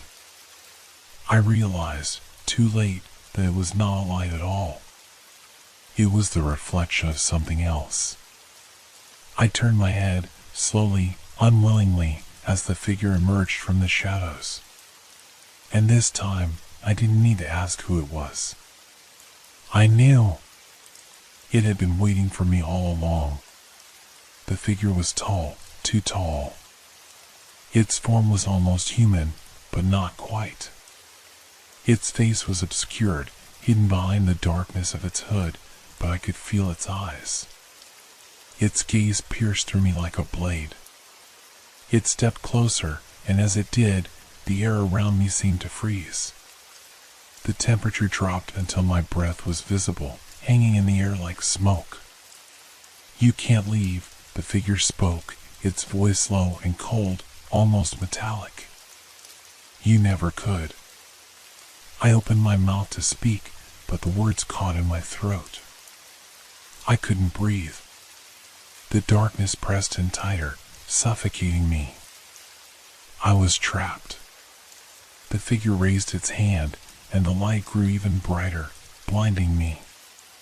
And then everything went black. I didn't know how long I had been in the darkness. Time didn't exist here. It was a place where everything, every second, every breath, felt suspended in an endless void. I could feel my body, but it wasn't mine anymore. I wasn't sure I even had control over it. I tried to open my eyes, but it was like pushing against the thickest, most suffocating air. My eyelids felt heavy, like they were made of stone. But eventually, I forced them open, and the world slowly came into focus. I was back on the bridge. But it wasn't the same bridge. It was broken, shattered. Pieces of concrete and rusted steel littered the floor beneath me, crumbling as if they had been there for centuries. The air was thick with the scent of decay. The darkness hung around me, deeper than I had ever seen before. The lights, the street lights, were still there, but they were lifeless, flickering weakly as if they were on the verge of dying. I couldn't understand how this was possible. How had I gotten here? I had fallen. I had fallen into that endless darkness. But now I was back, lying on the remnants of the bridge like I had never left. I sat up slowly, my body groaning in protest, and tried to gather my bearings. The bridge stretched out in front of me, endless, like a road that had no beginning and no end. There was no sign of the figure, no trace of anything that had happened before. It was like a nightmare. But I knew it was real. I could feel it. Every inch of my body, aching from the fall, told me it was real. And then, in the distance, I heard it. Footsteps. Slow. Steady. Echoing across the bridge. I froze, my blood running cold. The sound grew louder, closer. My heart pounded in my chest. I knew that sound. I knew it. It was the same as before. The same rhythm. The same heavy, deliberate steps that had haunted me in the darkness. They were coming for me again. I turned to look behind me, but I couldn't see anything through the thick shadows. Just the dim glow of the broken lights. But I could feel it. That presence. It was there. I wanted to run. I wanted to escape. But my legs wouldn't move. I couldn't even breathe. The air had thickened again, and with it, the weight of the figure's gaze was suffocating. "Don't fight it," the voice whispered. It was close again, so close it felt like it was inside my head. "You're here now. You always have been." I shook my head, trying to clear the haze that was clouding my thoughts. It wasn't true. I had been normal. I had been alive. But this place, this thing, it was changing everything. The footsteps stopped. For a moment, there was only silence. A silence so profound that it felt like the world itself had ceased to exist. And then, the figure stepped into the light. It was even taller than I remembered. Its form was massive, looming over me like some ancient creature from the depths of the earth.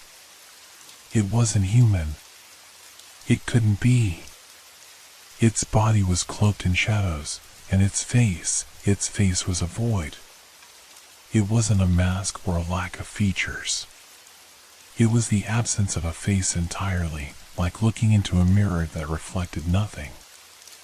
I couldn't speak. I couldn't even move.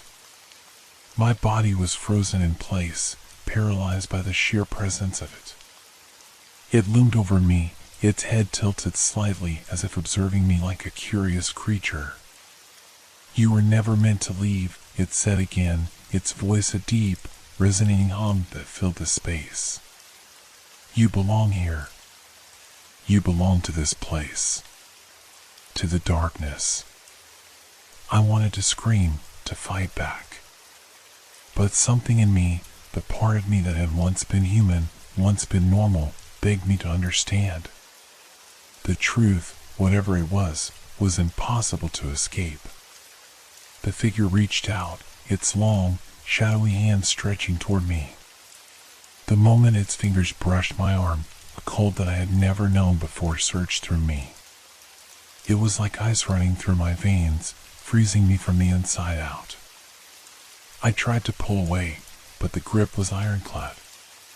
It was as if I was tied to it, bound by some invisible force that I couldn't escape. "You will never leave," the figure whispered, its voice colder now. "This is your home. This is where you belong." Tears pricked at the corners of my eyes, but there was no use in fighting anymore. I was trapped. Trapped in a place where time had no meaning. Trapped in a place where the darkness would always win.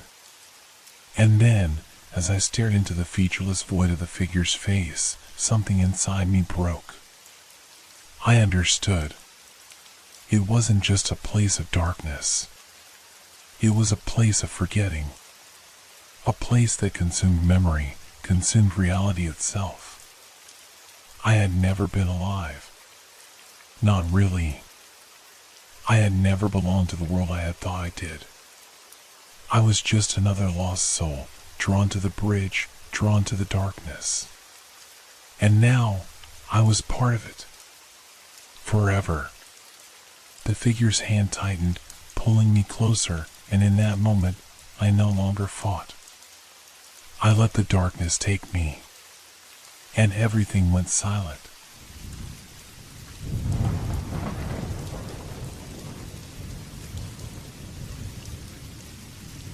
Have you ever seen something in the distance, something that doesn't make sense, but you can't look away? Something that seems so out of place that it makes the air around you feel thick and heavy? It was late, too late, really, when I was driving home. The road stretched out in front of me like an endless ribbon of asphalt, the headlights of my car cutting through the inky darkness. I had been driving for hours, the quiet hum of the engine and the soft swish of the tires on the road the only sounds keeping me company. The rest of the world felt far away. There was something almost peaceful about it. But then, in the distance, I saw them. At first, they were just figures, silhouettes standing still in the middle of the field. The moonlight barely touched them, casting long, eerie shadows across the open land. They weren't moving. They weren't doing anything at all. It was the stillness of them that made my stomach tighten with unease. I slowed down, unsure of what I was seeing. My headlights washed over the field, momentarily illuminating the strange shapes. There were at least 3, maybe more, standing so still that I couldn't even tell if they were people or just some sort of illusion brought on by the darkness. But the longer I looked, the more something didn't sit right with me. They were too perfect. Too still. The wind, which had been rustling the trees along the roadside, suddenly stopped, and the world seemed to hold its breath with me. I could hear my own heartbeat pounding in my ears as I drove slowly past the edge of the field.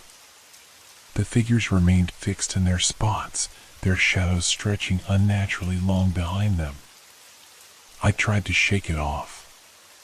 It was just a trick of the light. Maybe the moon was playing games with my mind. But I couldn't get rid of the feeling that something wasn't right. As I passed the last figure, I glanced in the rearview mirror. And that's when I saw it. The shadows. They were moving. At first, I thought it was just my imagination, but then they shifted again, and I could see them more clearly now. The shadows of the figures, where they had once been perfectly still, were slowly creeping toward me, like dark tendrils inching their way across the field. I didn't know what to think. I wasn't sure if I was seeing things or if there was something really wrong, something sinister in that field. I pushed the accelerator down, my breath catching in my throat as I sped away from the field, my eyes fixed ahead of me. But no matter how fast I drove, I couldn't shake the image of those moving shadows. They followed. It wasn't until I reached a bend in the road that I dared to glance in the rearview mirror again.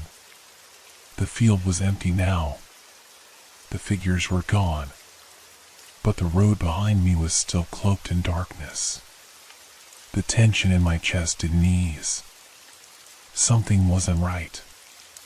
It wasn't just the shadows or the figures, it was the feeling of being watched. The overwhelming sensation that whatever had been standing out there wasn't done with me yet. I tried to tell myself I was being ridiculous. I tried to laugh it off, but I couldn't shake the unease that lingered. As I drove further into the night, I found myself looking over my shoulder more often, my eyes scanning the fields and the trees. Every shadow seemed to shift. Every rustle of wind made my heart race.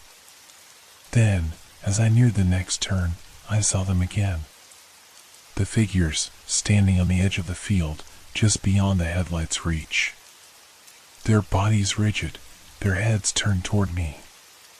And their shadows, now closer, far too close, were no longer just creeping. They were moving faster. Like they were coming for me. I gripped the steering wheel harder, my palms slick with sweat. I had to keep going. I had to get out of there. But the figures didn't let me. The moment I looked back at the road ahead, I saw the first shadow move toward me. It wasn't just a shadow anymore, it was something real, something alive, and it was stretching across the road, blocking my path. I slammed on the brakes, my heart thudding in my chest as I screeched to a halt. The car lurched forward, but the shadow had already reached the headlights. Then it stopped. Everything was still. I was too afraid to move. Too afraid to breathe. There was something there now, something that shouldn't have been, filling the space between me and the road. And in the darkness, something whispered my name. I froze. My body refused to obey, paralyzed by the cold weight of fear that hung over me like a thick fog. My eyes remained locked on the shadow ahead of me. It was no longer just a dark shape, it had begun to take form. Slowly, a silhouette emerged from the blackness, tall, unnaturally tall, with limbs that seemed to stretch farther than they should. I wanted to look away, but my gaze was glued to it. The figure's movement was subtle at first, like the slow sway of a tree in the wind. But then I saw it, a flicker of something in the shadows that made my heart leap. The figure's head, tilted unnaturally to one side, moved toward the car. And the shadow, it was still moving. It was stretching out, expanding toward me, as if the darkness itself was alive, reaching for me, growing longer with every passing second. I could feel the air around me change, thicker, colder. It was as if the night itself had become a living thing, and it was trying to suffocate me. I tried to start the car, but the engine sputtered, coughing and failing to catch. Panic gripped me, my hands shaking as I turned the key again, desperate to make the car come to life. The figure in front of me was closing in, and every second felt like an eternity. Finally, with a horrible screech, the engine roared to life. I slammed my foot down on the gas pedal, and the car lurched forward, speeding into the darkened night. I didn't look back. I couldn't look back. I just drove as fast as I could, my hands gripping the wheel so tightly my knuckles turned white. The road twisted and turned, and the headlights barely illuminated the path ahead. My mind was racing, my thoughts a blur. What had I seen? What were those figures?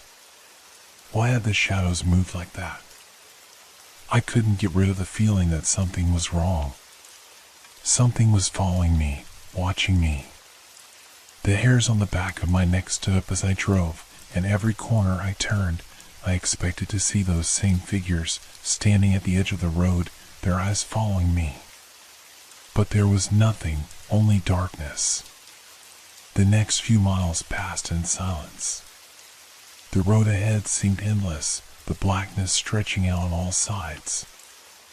I tried to calm my breathing, tried to convince myself that I was just imagining things. It had to be my mind playing tricks. Maybe the fatigue was getting to me, or maybe the shadows had been a product of the night. But deep down, I knew I couldn't shake the feeling. I wasn't alone. Then, I saw something in the rearview mirror. For a moment, I thought I had imagined it, but when I looked again, it was unmistakable. The figures. They were back. The same silhouettes, standing motionless in the field, their shadows stretching long and dark. But this time, they weren't as far away. They were much closer, just behind me. I could feel their presence, even if I couldn't see them directly. I glanced nervously in the side mirror, and my heart skipped a beat. There were more of them now. The field had filled with figures, each one standing motionless, watching me. Their heads were all turned in my direction. But it wasn't just their presence that terrified me. It was the fact that their shadows were now moving again, this time faster. They were following me, stretching out toward the road like dark fingers, reaching for the car. I could hear the soft scrape of something, footsteps, maybe, in the distance, getting closer with every passing second. The shadows were getting longer, closer. I hit the accelerator again, the engine growling as I pushed the car faster, but the shadows were still creeping toward me. My eyes flicked back to the mirror. One of the figures had started to move. It was walking. Slowly, but surely, it was following me. And as I drove faster, the others began to move as well, walking toward the road, their shadows now racing to catch up with me.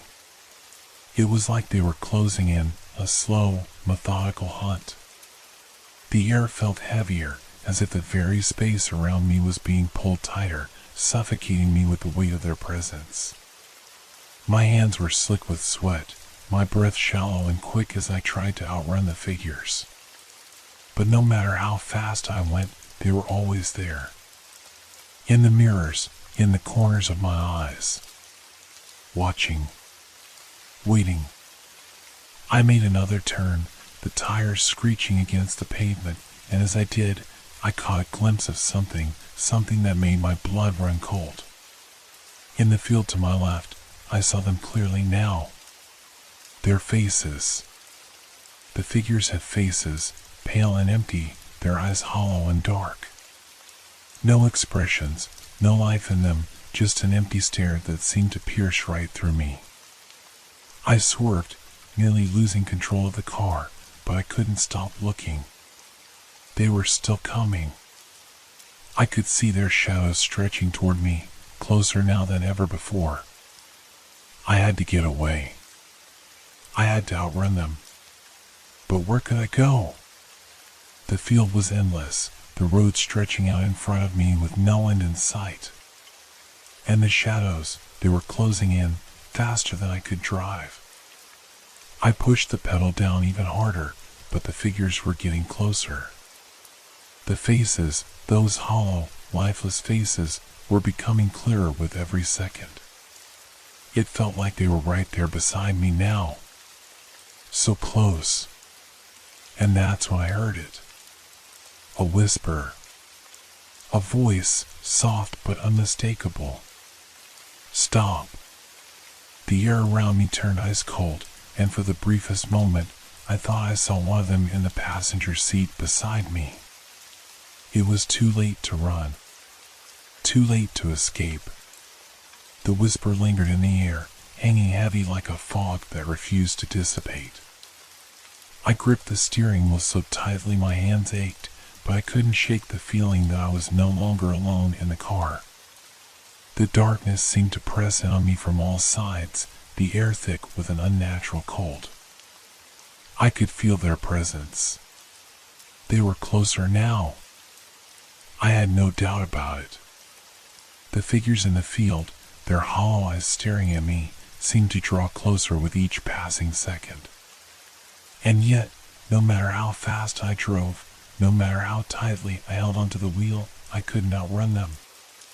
The road ahead was narrowing, the trees on either side of me growing thicker, their branches reaching out like gnarled hands. The headlights flickered, casting eerie shadows that danced on the pavement, and for a brief moment, I thought I saw something move in the corner of my eye. I dared not look. I couldn't risk it. I had to keep my eyes on the road, had to keep driving. But the voices, faint, almost imperceptible at first, started again. This time, there were more of them. I could hear them coming from all directions, like an invisible crowd surrounding me, whispering, murmuring. Stop. The word came again, louder this time, more insistent. I wanted to scream, to fight back against the suffocating darkness that was swallowing me whole, but the words caught in my throat. I couldn't move. I couldn't speak. And then, in the distance, I saw it. The bridge. It wasn't the one I had passed earlier, the one that had seemed so familiar. This one was older, its structure cracked and decayed, as though it had been forgotten by time. The wooden beams groaned in the wind, and the air around it seemed to hum with something dark, something wrong. The shadows were closing in faster now. They were everywhere. Their shapes stretched across the road, looming larger and darker as I approached the bridge. The figures were right behind me, their hollow eyes following my every move. I had to cross that bridge. I had no choice. The road was leading me straight to it, and there was nowhere else to go. I could feel the car slowing down, as if the very weight of the darkness was pulling at it, trying to drag me to a stop. The whispers were getting louder, clearer now. "Stop," they said again. "Stop now." But I couldn't. I couldn't stop. Not with the figures so close. I pressed down on the gas pedal, the engine roaring in protest as I pushed it harder. The headlights barely cut through the thickening dark. The figures, their twisted shadows stretching out toward me, were almost at the edge of the bridge now. Just as I reached the entrance to the bridge, the headlights flickered, and for a split second, everything went dark. The silence was suffocating. I slammed my foot on the brake, the tires screeching as the car lurched forward, but it was too late. The car skidded, the wheels lost grip, and in that instant, I knew this was it. I felt the car fall. There was a gut-wrenching moment of weightlessness, followed by the sickening thud of metal against something solid. The car twisted and flipped, the world spinning in a blur of light and shadow. My body was tossed around inside the car like a ragdoll, the seatbelt digging into my chest as I tried to hold on. And then, as suddenly as it all started, everything stopped. The car had come to a halt, wedged between the bridge's cracked wooden planks. The only sound was the soft hum of the night and the pounding of my heart in my ears. I took a shaky breath, trying to regain some control over my body, my thoughts. My eyes flicked around the dark interior of the car, my pulse racing as I struggled to make sense of what had just happened. The figures, the shadows, they were still out there. I could feel them. Through the shattered windows, I saw them standing silently at the edge of the bridge, their faces still hidden, but their presence undeniable. Their shadows stretched toward the car, the darkness crawling over the hood, over the windows. I wasn't alone. I had never been alone. I tried the car door. It wouldn't budge. My panic grew, and I slammed my fist against the window, desperate to get out, to escape whatever was waiting for me. The whispers began again, faint at first, then growing louder. "Get out." The voice was soft, almost seductive, but there was something chilling in it, something that made my blood run cold. I turned my head toward the bridge, unable to look away, unable to stop myself from listening. The figures weren't just standing there anymore. They were moving again. Their shapes shifted, distorted, like shadows come to life.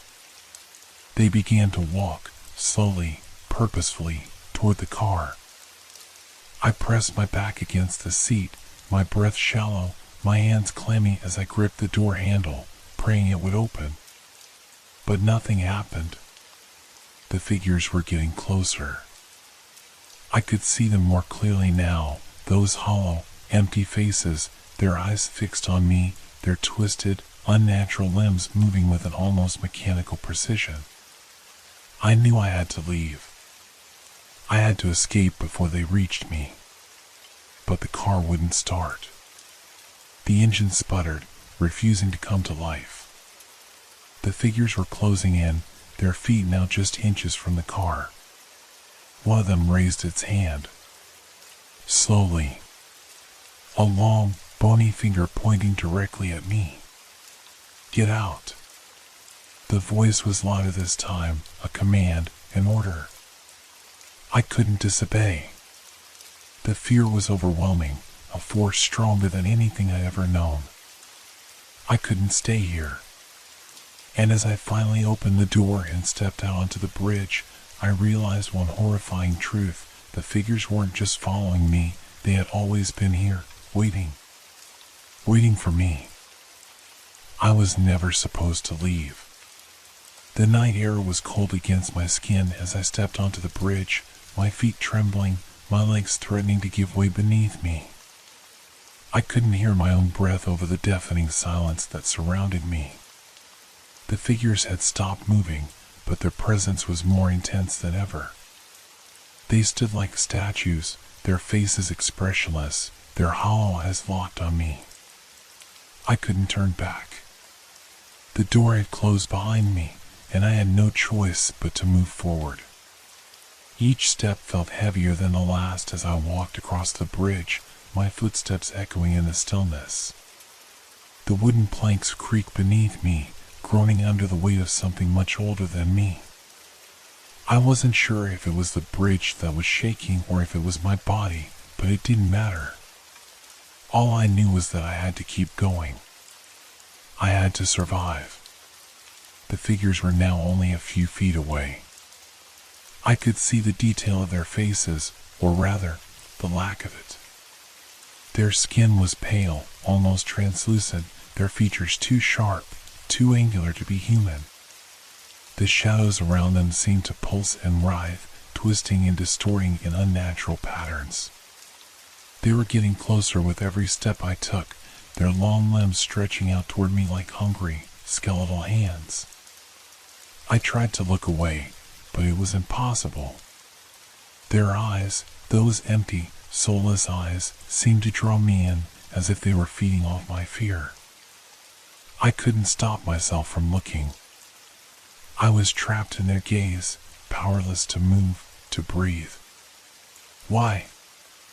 I whispered, the question escaping before I could stop it. One of the figures tilted its head, as if considering the question.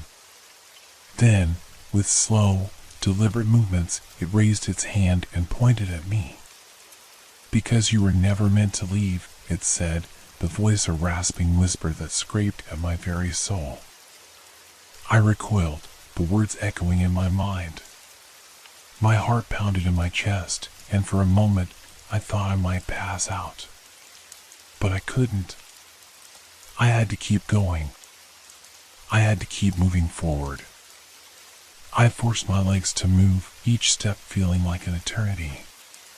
The bridge stretched on endlessly, the darkness closing in around me. The figures were still there, following me, always just behind me, their presence like a heavy weight pressing down on my back. And then, just as I thought I couldn't take it anymore, I saw it, the end of the bridge. A faint light in the distance, flickering like a beacon in the darkness. It was my only chance. My only hope. I ran. I didn't look back. I couldn't. Every instinct in me screamed to keep moving, to get to that light, to escape whatever fate the figures had in store for me. The wood beneath my feet seemed to shift, as if the bridge was alive, twisting and groaning as I ran. The figures were still following, their long, thin shadows stretching out before them, reaching for me like fingers in the dark. But I didn't stop. I couldn't. I had to get away. I had to survive. With one final burst of energy, I reached the end of the bridge. I stumbled off onto the ground, gasping for breath, my body trembling with exhaustion. The light in the distance wasn't a street light, as I had hoped. It was the faint glow of something much darker. Something that seemed to stretch on forever. And then I heard it. The sound of footsteps. The figures had crossed the bridge. They were right behind me, closing in, their presence like a shadow that would never let me go.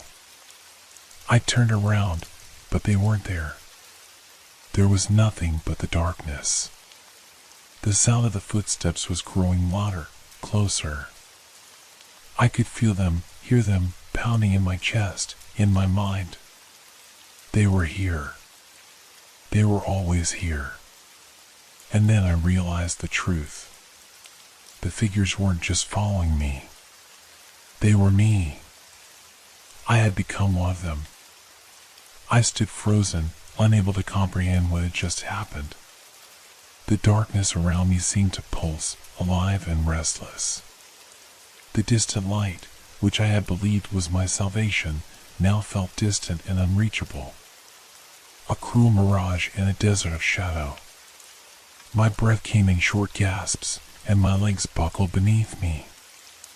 I collapsed to the cold ground, my body heavy and unresponsive. The footsteps were still there. Not in the distance, but inside me, pounding with a rhythm that matched the beating of my own heart. A slow, deliberate sound echoing louder with every passing second, like the march of something ancient, inevitable. I couldn't look back. I didn't want to. The thought of turning around, of seeing what was behind me, filled me with a sense of dread so overwhelming that my entire body quivered. But even though I didn't turn around, I knew they were there. I could feel them closing in around me. I could feel their presence in the air, like an oppressive weight pressing against my chest, suffocating me. For the first time, I understood what they were. The figures in the field, their hollow, expressionless faces, their ghostly forms, it wasn't just some strange encounter. It wasn't something I could explain away. It was a reflection. They weren't chasing me, they were me. The realization hit me like a slap in the face. I wasn't running from them. I wasn't trying to escape some external force. The terror I had been feeling, the overwhelming sense of dread, it was all a part of me. The fear, the anxiety, the isolation, all the dark thoughts I had tried to ignore, they had taken form. They had come to life. I had become one of them. I tried to stand, but my legs wouldn't obey. My vision blurred, the edges of my world dissolving into a sea of shadows. The air felt thick, suffocating, like something was crawling under my skin. My fingers twitched, as if they had a life of their own, reaching out towards the endless void that surrounded me. And then, just when I thought I couldn't endure it any longer, the footsteps stopped. The silence was deafening. My heart, pounding relentlessly in my chest, was the only sound in the universe. I held my breath, waiting for something, anything, to happen. But nothing did. And in that moment, I realized that the silence was the worst thing of all. The fear wasn't in what I could see, or even what I could hear. It was in what I couldn't. The darkness stretched out forever, an abyss with no end. The figures, those twisted, distorted versions of myself, had disappeared, leaving only the overwhelming emptiness behind. I was alone. I had always been alone. As the darkness pressed in around me, I understood that the figures had never been anything more than reflections of my own mind, manifestations of my deepest fears and doubts. They weren't some outside force, some paranormal entity. They were me. A part of me that I had tried to ignore, to suppress. And now they were all that was left. I took a deep, shaky breath, feeling the cold air fill my lungs. The weight on my chest lessened, the pressure that had been suffocating me slowly lifting. I wasn't sure if I had truly escaped or if I had simply fallen deeper into the trap of my own mind. But one thing was certain, I was changed. The road ahead, whatever it may be, would be one I would walk alone. Forever. And no matter how far I went, no matter how fast I ran, I would always carry the shadows of those figures with me. They would always be there, in the corners of my mind, waiting, watching. Because the truth was, they were never truly gone. They had always been a part of me, and they always would be.